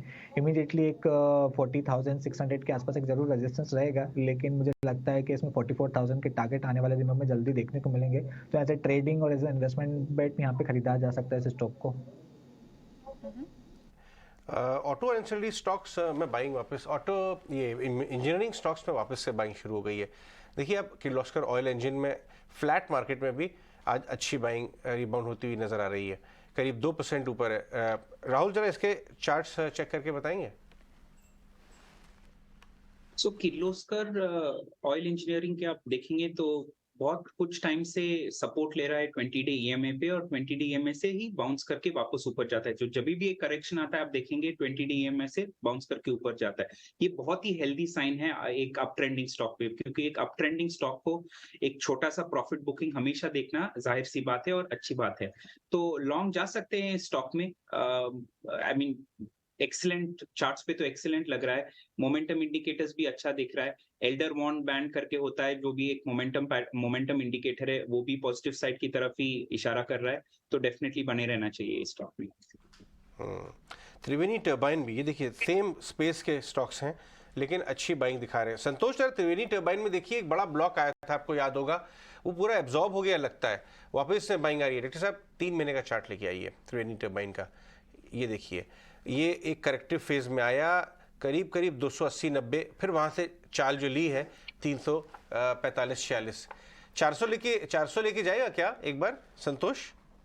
यस, कैपिटल इक्विटी स्पेस में one of the strongest counter है। इस स्टॉक में एक बहुत ही अच्छी तेजी देखने को मिली थी और पिछले कुछ समय से थोड़ा सा कंसोलिडेशन मोड में चले गया था, लेकिन फिर से ये मोमेंटम पकड़ते दिख रहा है। और जो पुराने हाई लगे थे अभी बीच में 350 के आसपास के, वो मुझे लगता है क्रॉस होते नजर आएंगे, और 400 का जो आप टारगेट बोल रहे हो वो शायद आसानी से अचीव होते नजर आएगा। नीचे अब जो इसका 20 डे मूविंग एवरेज है करीबन 325 के आसपास, वो एक अच्छे सपोर्ट का काम करेगा। तो इसको एज ए स्विंग ट्रेड के रूप में भी देख सकते हो, और ये स्टॉक पोर्टफोलियो स्टॉक है तो इसको पोर्टफोलियो में भी अपने स्टॉक को रख सकते हैं। सुमित, स्टार हेल्थ के चार्ट्स को जरा चेक करके बताइए। स्टार कैश का आइटम है, ऊपर से बहुत करेक्टेड है बाकी सारे इंश्योरेंस स्टॉक्स की तरह, लेकिन ये एफएनओ नहीं है, इसमें वही इंटरेस्ट लेता है जो पैसा डाल के खेलता है। नीचे के भाव से 475 से घूमा है, थोड़ा धीरे धीरे अप मूव कर रहा है। चार्ट्स क्या कहते हैं अगर 3 महीने के मूवमेंट देखें तो? जी देखिए, एक बहुत बढ़िया सा सिमेट्रिकल ट्रायंगल का ब्रेकआउट आया हुआ है। चार्ट अभी थोड़े दिन से कंसोलिडेशन में है, लेकिन ये भी एक एक्यूमुलेशन जोन है। आप बाय इन डिप्स की भी स्ट्रेटेजी रख सकते हैं। तो बिल्कुल यहाँ पे आप अभी देखेंगे तो फ्लैग फॉर्मेशन भी बन चुका है। आप न्यू जब भी हाई मारे आप एक्यूमुलेट कीजिए, डिप्स में भी एक्यूमुलेट कीजिए। अपसाइड में जो टारगेट रहेंगे 644, 676, और नीचे में आप स्टॉप लॉस मेंटेन कर सकते हैं 554 का। तो बिल्कुल एक स्टॉक को पोर्टफोलियो में ऐड करने जैसा है। स्टार हेल्थ से आप कह भी रहे थे आज सुबह किसे वॉच आउट करना चाहेंगे। चलिए ठीक है, ये स्टॉक तो रडार पर रहेगा, लेकिन और कौन से स्पेसेस हैं जहां से मूव्स आ रही हैं? बाजार पर दबाव तो बनाया, निफ्टी और बैंक निफ्टी दोनों लाल निशान में स्लिप हुए हैं। एक बार देख लेते हैं ड्रैगर्स कहां से निकल कर आ रहे हैं और किन स्पेसेस में अभी भी स्ट्रेंथ बनी हुई है। एक बार